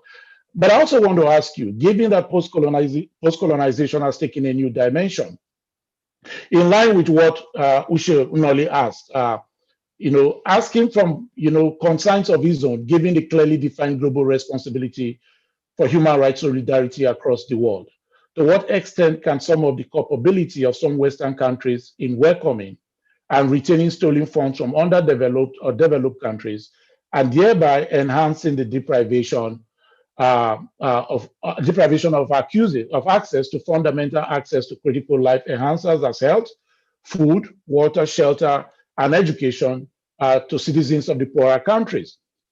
In conclusion, what, in your opinion, is the most compelling middle ground between national interest and the interest of the larger humanity within the context of much needed global solidarity for human rights? I must confess, Professor Bauer, that is quite a mouthful, but I'm capable you can take it away or you can take on it. Okay. Yeah, well, thank you very much for the questions, and thank you very much, Chidi, for that really brilliant way of, asking the question around what solidarity means in a very practical way, and especially when you tie it in with responsibility, right? What does it mean? And I think that question relates, or that issue that you discussed relates really well to this last question which has been posed. And so I like to approach this by going to talk about responsibility, or a bit of a response to that issue of responsibility. I think that we do have the capacity, and that's in agreeing with Professor Odinkalo, that we have that capacity. And indeed, we have the responsibility then as a Pan-African group, as a world group, to harness that capacity as opposed to waiting for others to come and rescue us, because we've seen over the years that rescue is never coming. And when it does come, it will just exploit us a little bit more. It will lead to death for us a little bit more in all manner of ways, right? And so when Professor Okafor was talking about the tribalism that we have seen in response to COVID-19, looking for that fine and middle ground between nationalism and a global humanity and what that would mean, I think that it brings us back to that point of exploitation and, to a large extent, responsibility on an individual level, but also on a collective level. So to answer that question that was just posed, I think we come back to, relational humanity, right? We come back to that whole thing about Ubuntu. You are here because I am here. And, Professor Okafor said it, this virus is not over for anyone until it is over for everyone. So how do we really do that? To a large extent, I think that our responsibility in holding our own leaders accountable also goes to the point where we have to look at the ways in which we've been constructed as dependents on the West for all these years, when indeed it's been the other way around. the West has been dependent on extracting our resources, on stealing our resources. And they've not just done it, by themselves. They've done it with the acquiescence of our leaders. And here I would say largely male leadership that has failed the continent time and again. How do we hold them accountable? How do we actually ensure that we are not the ones that are, supporting this kind of dependency sort of thesis over and over again, when indeed the resources have come from us, and that we indeed have those resources, the human resources, the natural resources, to develop our capacities to the extent that we are not often seen as dependent.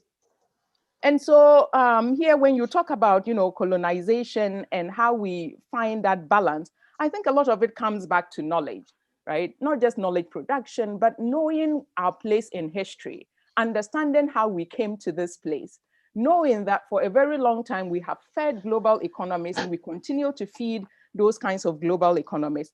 But for me, most importantly, is that we also see ourselves on the continent in a more Pan-African manner, more than, these individual states. It's Nigeria today, it is Ghana tomorrow. And we are also seeing that, in addition to NSAS in Nigeria, the agitations in other parts of the continent. We have issues happening in Mali, in Burkina Faso. We have people who are rising up. And these protests and revolutions or calls for revolutions are not new, right? As Professor Okafu said, we've had people protest for their rights throughout the time on this earth, so to speak, generally speaking, right? So how do we really take COVID-19 as another blanket slate going forward?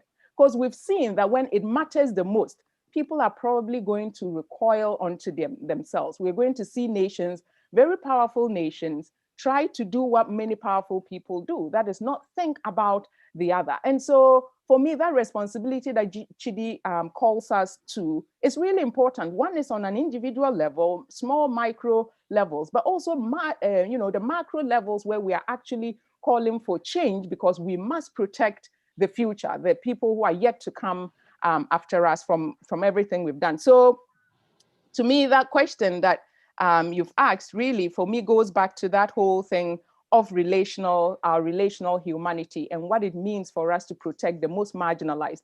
And in that sense, we don't always have to look far away, right? We can look at our own neighborhoods. How are our neighborhoods run? How are people treated who are not privileged in our own neighborhood? So I think I'll leave it there. I'm sure we'll come back to some of these things as the conversations continue. Absolutely. Thank you very much, Professor Bauer. I know, Professor Odikalu, you were mentioned most times in Professor Bauer's response. Do you have a word or two to chip in, or we go to the next question? Quick 1 minute, please. Please, let's go to the next question. I'm disabled from adding anything. All right, great. Thank you very much. Let me call on Cyril Uchena Guam. Please ask your question. Cyril. Cyril, is your mic open, please? Can you hear me now? We can hear you very well. Go ahead. Yeah, anytime I listen to Obior, I think he brings out what Asaba would call the monkey in me. He makes me ask very silly questions. I think I'm going to ask one of the silly questions today. But before I ask that question, I have to preface what I have to say with some basic facts. The first fact is that the international instruments, all human rights international instruments, particularly the two covenants, of which most human rights instruments rest on, the civil and political right and economic, social and cultural right, talked of international solidarity, talked of international cooperation, to ensure that the right to health of every individual is promoted, protected, and realized. The Vienna Convention equally made the same statement on right to development. The international community should come together to ensure that the right of development of every nation is achieved. The Universal Declaration of Human Rights, of which all human rights instruments rest on, although not ratified, but has been approved, has been seen as a custom. It is now a custom equally made that statement that the international community should come together to ensure that the human rights of health, the right of health of every individual is realized. So this is the problem now, is how do we ensure that this international community comes together to ensure the realization of these rights? What I'm thinking of is, can't the United Nations Security Council, because we did that with HIV/AIDS, declare the pandemic a security issue, a United Nations security issue? Make sure that the sorry there, because of my health, I'm still shaking. Make sure that the international community, make sure that the Pfizer, the companies that produce these drugs, that their intellectual property rights are waived somehow, so that other companies can go into production of generics. I don't know. I think they did a similar thing for HIV/AIDS. That's my question. Thank you. All right. Thank you very much, Cyril. Professor Obiora, I'll direct this to you. Being a member of the United Nations Council at some point in time, and still is, to the best of my understanding, how do you address that issue from both a social and economic rights perspective? Thank you so much, Theo. First, to commend my old friend, Dr. Guam, who's a veteran of UN human rights processes, manned the Nigerian Human Rights Desk in Geneva for many years. So he knows what he's talking about. I just want to tell you that he's a veteran of the Nigerian Foreign Service, ambassador, and one of my mentors in the practicalities of UN work. So I want to acknowledge his presence here and the question. Yeah, it's an excellent point that you raised, Mr. Guam. Yes, there was a securitization or deployment of security discourse with regard to HIV/AIDS and other, mainly HIV/AIDS, but also the WTO angle. So there was a securitization and the WTO angle that were pursued successfully. The securitization and also using the trade angle opened up, both of them went almost simultaneously, and they opened up spaces, new spaces, to make these medicines available. And they saved lives, a lot of lives. So I think that is ultimately viable. We just have to wait till after January 21, 2021.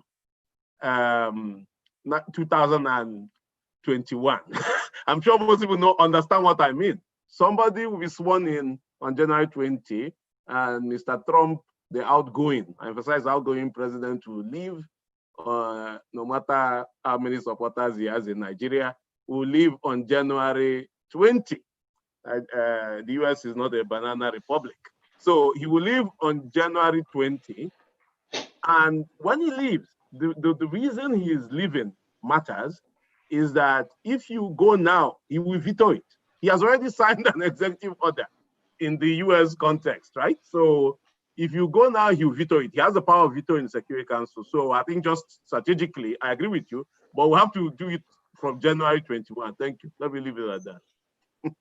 Thank you very much, Professor Obiora. I think a lot of us on this platform, we quite agree with you regarding those laws and rules guiding the delivery of the vaccine, as well as the U.S.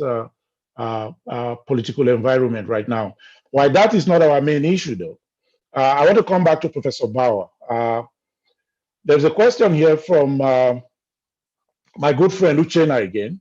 He asked, we know that as in political power, sociological power holders are often unwilling to share power with the oppressed, a kind of tying back to what Professor Obiora was trying to allude to there. Therefore, requiring some form of social or legal coercion to get them to empathize and accept to share power equally with the oppressed is sometimes very, very necessary or difficult, if you will. In this regard, what is the role of the judiciary in influencing the transition from legislation to achieving actual change in cultural practices and the improvement in the balance of sociological power for women and other minority groups in Africa? Thank you. Although maybe that question should have gone to one of the lawyers. But thank you so much for that question. I think, well, so there are two things here that I can see immediately from this question, and you are right. Usually people have to take power, right? And you have to create space. In some cases, you have to create systems, even in some cases, parallel systems under extreme oppression. You know, if we go back to talking about law and legal issues as far as issues of oppression and marginalization are concerned, they are important. And I think for that reason, a lot of rights activists across the continent take issue with various legal provisions and try to make sure that the law itself is progressive or that the law itself is inclusive.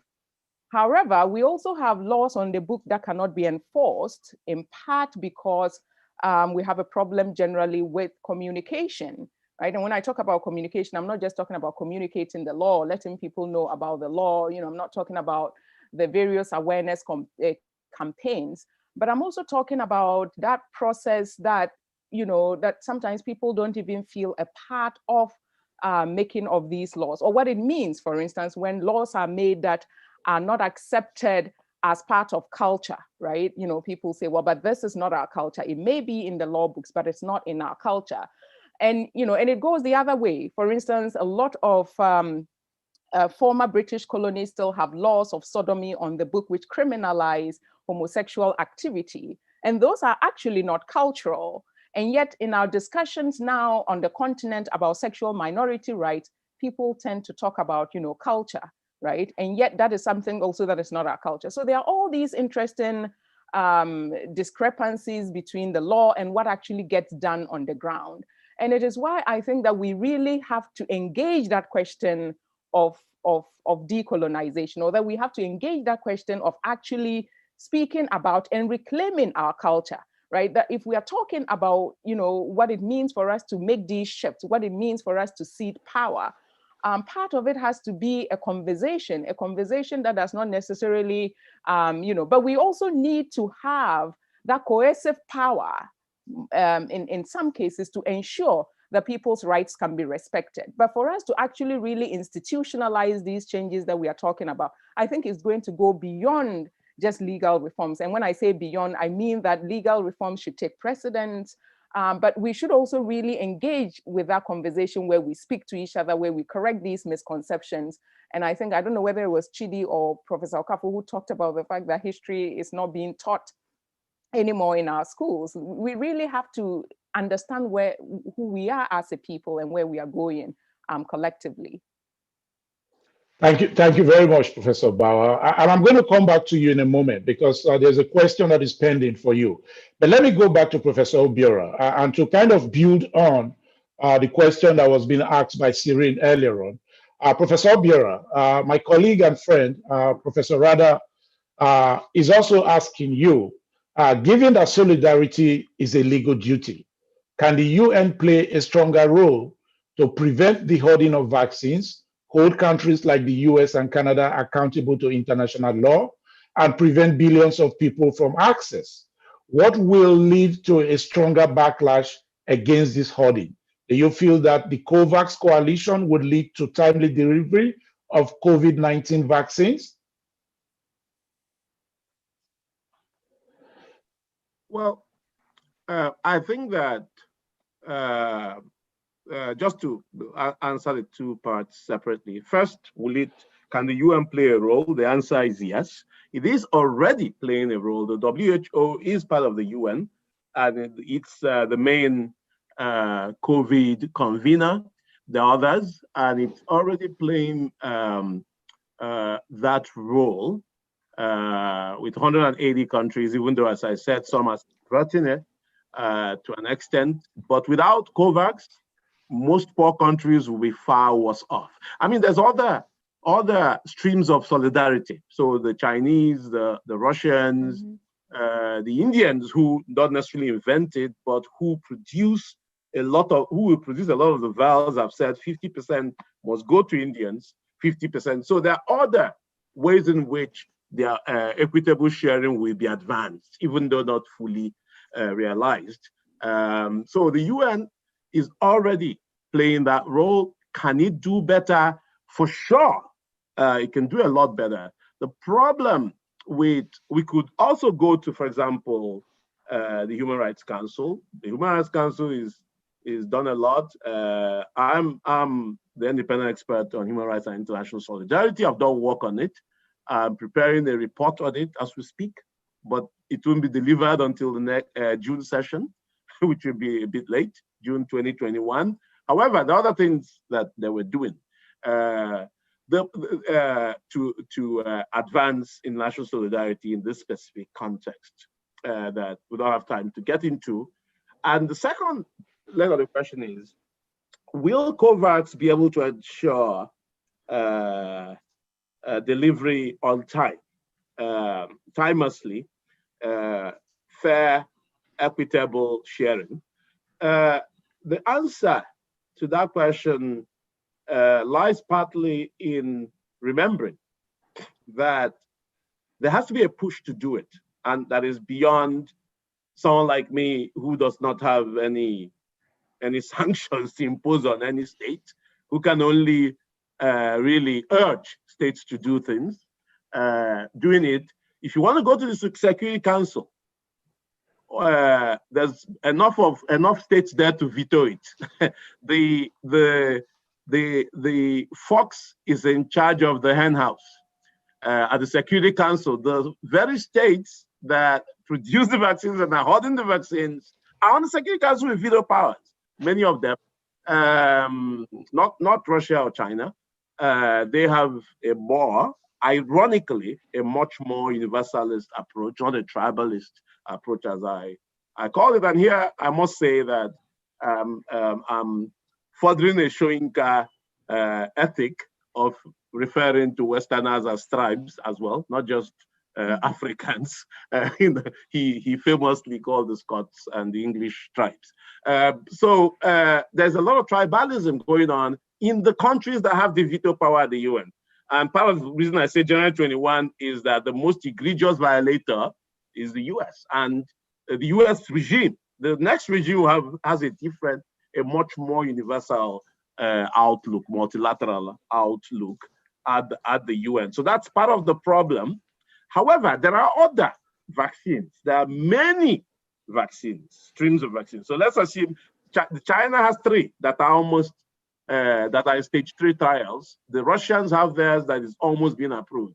So COVAX could rely on those. You don't have to do Pfizer. Pfizer is unsuitable, as Professor Dinkel has pointed out, for the reasons he has pointed out for most developing countries. The Pfizer vaccine is very difficult to deploy in rural areas, in places that don't have constant power. To keep it at minus 70, 80 degrees is going to be extremely difficult. To move it around, keep it, freeze it, deploy it. However, there is the British one. I think that's AstraZeneca. Was it AstraZeneca or the British one, which only has to be maintained at 8 degrees above zero. That's a lot easier to achieve, right? Even though, of course, it's still going to have, you still need power and refrigeration, but 8 degrees is better than minus 70 or 80. It's easier to achieve. Anyway, I'll leave it at that for now. Thank you very much, Professor Okafor. Just 2 things. I still have 1 or 2 questions here. I want to crave your indulgence for at least another 15 minutes, and then we can wrap it up before I call on Mr. S.A. Folami for a closing remark. Just 2 quick questions. Mr. Vince Obirisike, I know your hand has been up for some time. What's your question? Vince? Vince? I see your hand is up. Please open up your mic. Hi. All right, go ahead. Yeah, we can hear you. Oh, hi. My question is referred to Professor Odekalu. He rightly mentioned that logistics could be a problem in terms of preservation of COVID vaccine to the African continent, so to speak. What then, in effect, can we do to make sure that we have a means to preserve the vaccine in order for the African continent to benefit from it presently? Thank you very much, Vince. Professor Chidi Odikanu, are you still there? I know he's been, his mic has been off for a while. Okay, he's back. Professor Odikanu, please, your response is needed to Vince's question.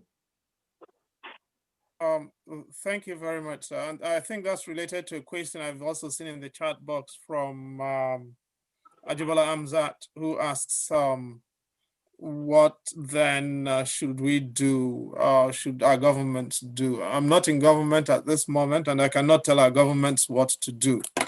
It's just a straightforward beginning to that. But maybe let me back up and start with the framework of international governance, because I think just to add to what Obiora said in relation to the last question, I think part of the certainly for a future agenda and in a conversation such as this, what's been shown by the pandemic, by this particular pandemic, is that the limitations and constraints on the existing architecture of international governance and the need to reform it.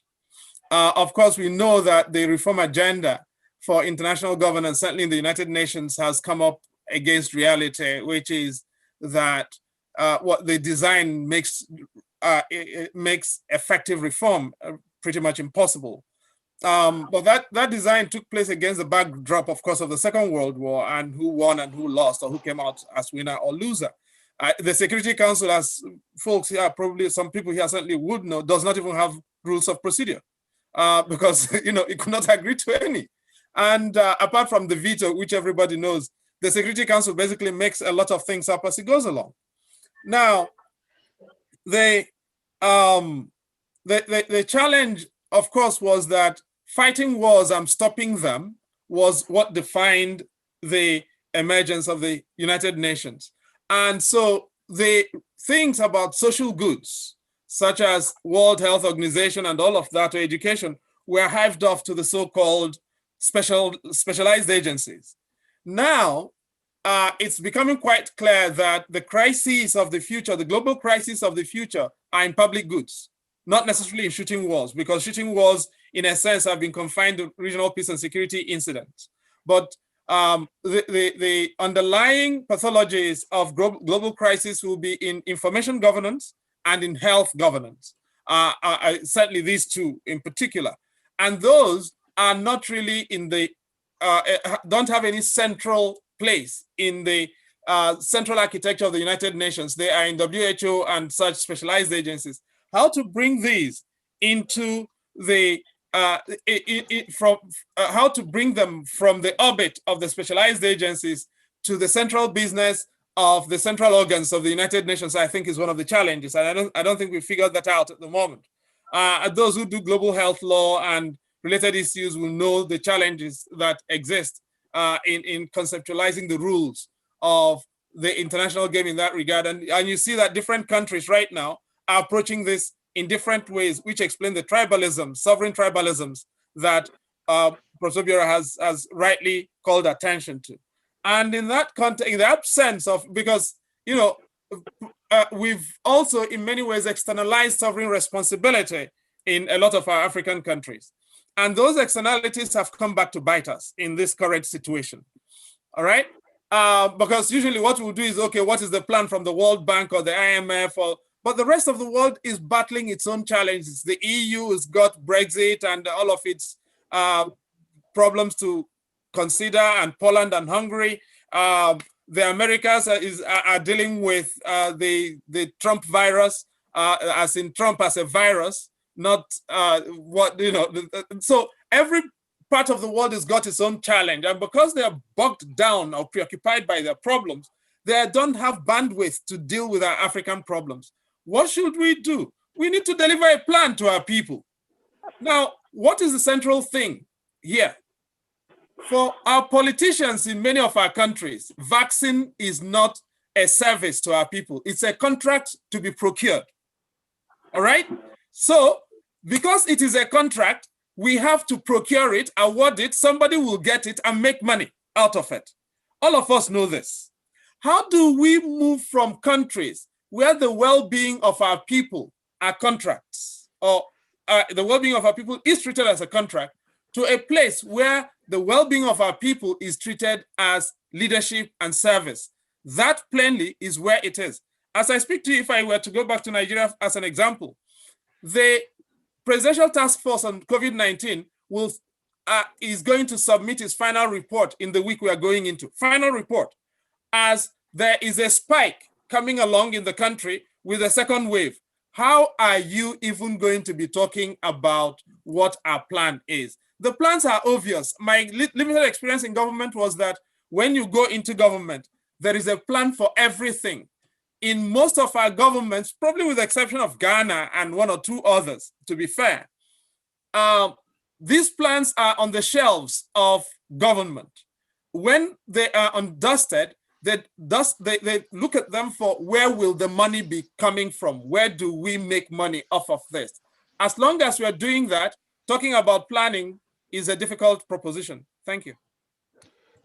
Thank you very much, Professor Odikano. Ladies and gentlemen, I have some questions there, but for the essence of time, I know having a panel of Professor Obiora, Professor Odikano, and Professor Silva Bauer was going to be a challenge in terms of managing the time.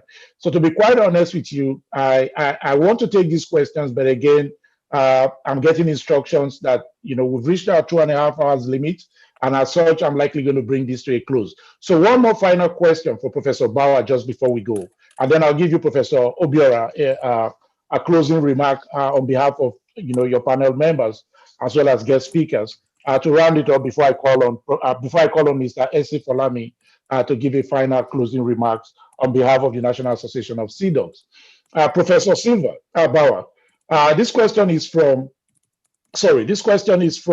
Eneli, I'm sure, which is very, very relevant. He said, how does one get the message across to the grassroots where the meaningful change has to happen as the top-down approach is not working and the implication is becoming more dire to the very vulnerable people in society?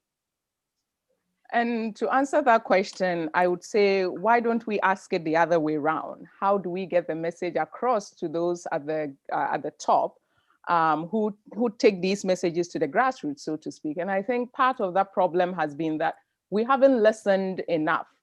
We have pretended that there was no knowledge at the grassroots, or as the story I gave in the beginning illustrates, that when you are designing a rescue plan, that you don't need to communicate with the people that you are about to rescue, right? And that there's a need for rescue sometimes when there's no need absolutely for rescue. And so I think that that's one of the problems that we do have is, where is the problem, right? We have to start to ask these questions. Where really is the problem? At the end of the day, there are times when we are just treating the symptoms of the problem. I'm just really glad that Chidi has talked about how we have decided to surrender our responsibility in leadership and in governance. And those are the questions that we should ask. Maybe COVID-19 has given us that time to reflect, but there have been other pandemics on our continent. We've had malaria with us for a very long time. People with disabilities on that continent have sometimes been treated very poorly, right? Which is something that isn't, I don't think, inherently African, because otherwise we would not have survived. So if we are talking about changes at the grassroots level, we also have to deal with the rot at the top, mostly the rot at the top, which then dissipates into that grassroots level. I tell people here I meet who try to organize something for African women, including all manner of nonsense, right? And when I say nonsense, I really absolutely mean that. We become the dumping ground because of the ways in which we've been constructed. The knowledge that has been produced about us is actually really detrimental to our ability to harness our own resources and to take that kind of responsibility back. So usually when people say, what can we do to help African women? I say, go to Ottawa, tell Prime Minister Trudeau and all those people sitting there to stop exploiting our people, right? That's the message, right? Because if we are economically left alone, so to speak, if we are given a fair deal in terms of trade, and that for me is the reason why we cannot talk about minority rights issues on our continent without speaking about the injustices in the larger global system. Thank you. Thank you very much, Professor Bauer. Talking about the larger global system, I'm going to round up with this by asking Professor Okafor to kind of tie this all up for us beautifully. Professor Okafor, how do we localize the global in terms of both social, economic, and political rights?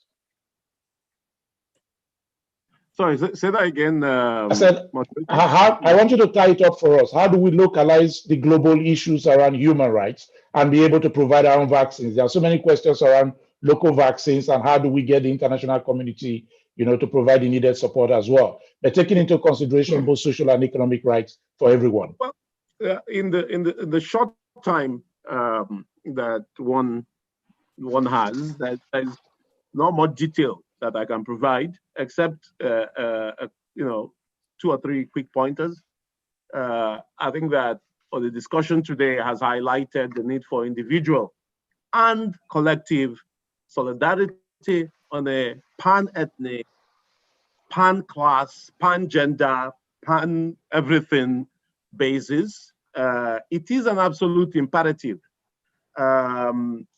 We need to recover, I think that's the second point, our own agency to the extent that that agency has relocated, A, to forces of reaction that live among us, right? I think that's key. And 2, to the extent that the framework governance of the continent, of Nigeria, and so on, has been relocated either with the sort of accomplices that are local to forces that are external to the continent, to Nigeria, assuming that suffering humanity does not think. And if they think, it does not matter, really. That all knowledge must come, as Odinkalu says, Bauer says, from yonder, shall we say. And in the end, as we used to say in the student movement in Nigeria, yes, hashtag NSAS people, there were students' movements. There was Ali Must Go. There are so many. Solidarity forever. Period.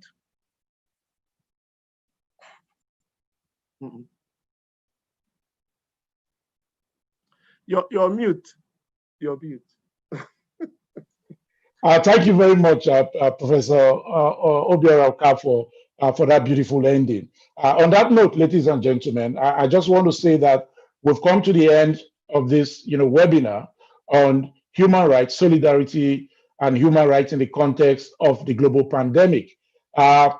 Specifically, part of what we've tried to do today is to advance conversations in human rights violations by all levels of governments, individuals, as well as organizations across the globe. And I think that Professor Odikalu did justice to that, to suggest economic reforms as well as integrated strategies to global pandemic. And I'm sure that both Professor Bauer and Professor Obiora did address that succinctly, both from a gender-based perspective and an intellectual perspective from the side of Professor Obiora.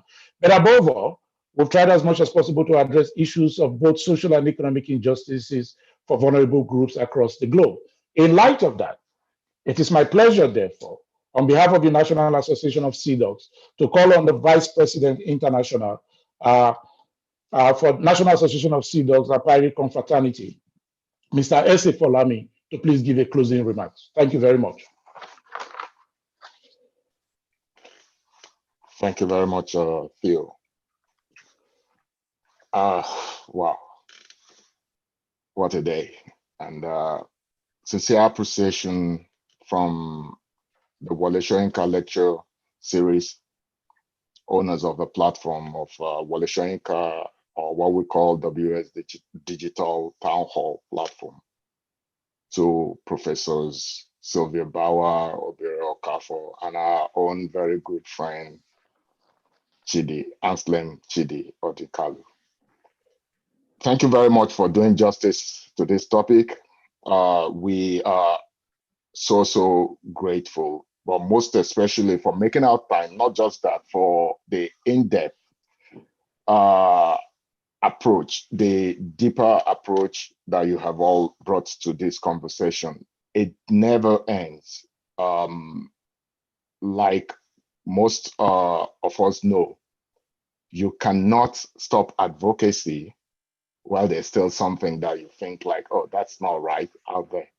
So until every human have their rights, so to speak, we'll continue at it. And we will come back knocking at your doors. We're going to be working on a communique at the end of this. We'll be working with the three of you.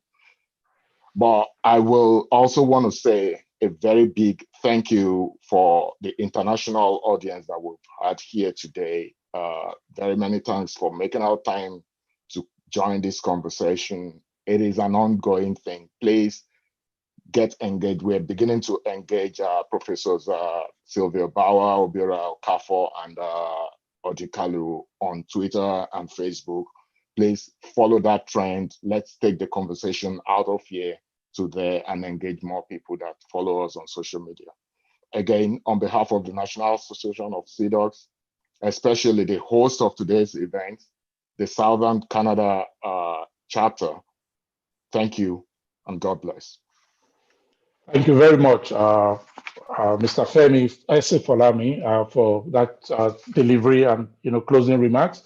Ladies and gentlemen, my friends, families across the globe from Australia to Zamfara in Nigeria, I want to thank you very much for making time out to join us today. Until we meet for another Wole Soyinka Digital Town Hall session again, it's been a pleasure being your moderator. I'm signing off now. Thank you. Thank you. Thank you. Thank you.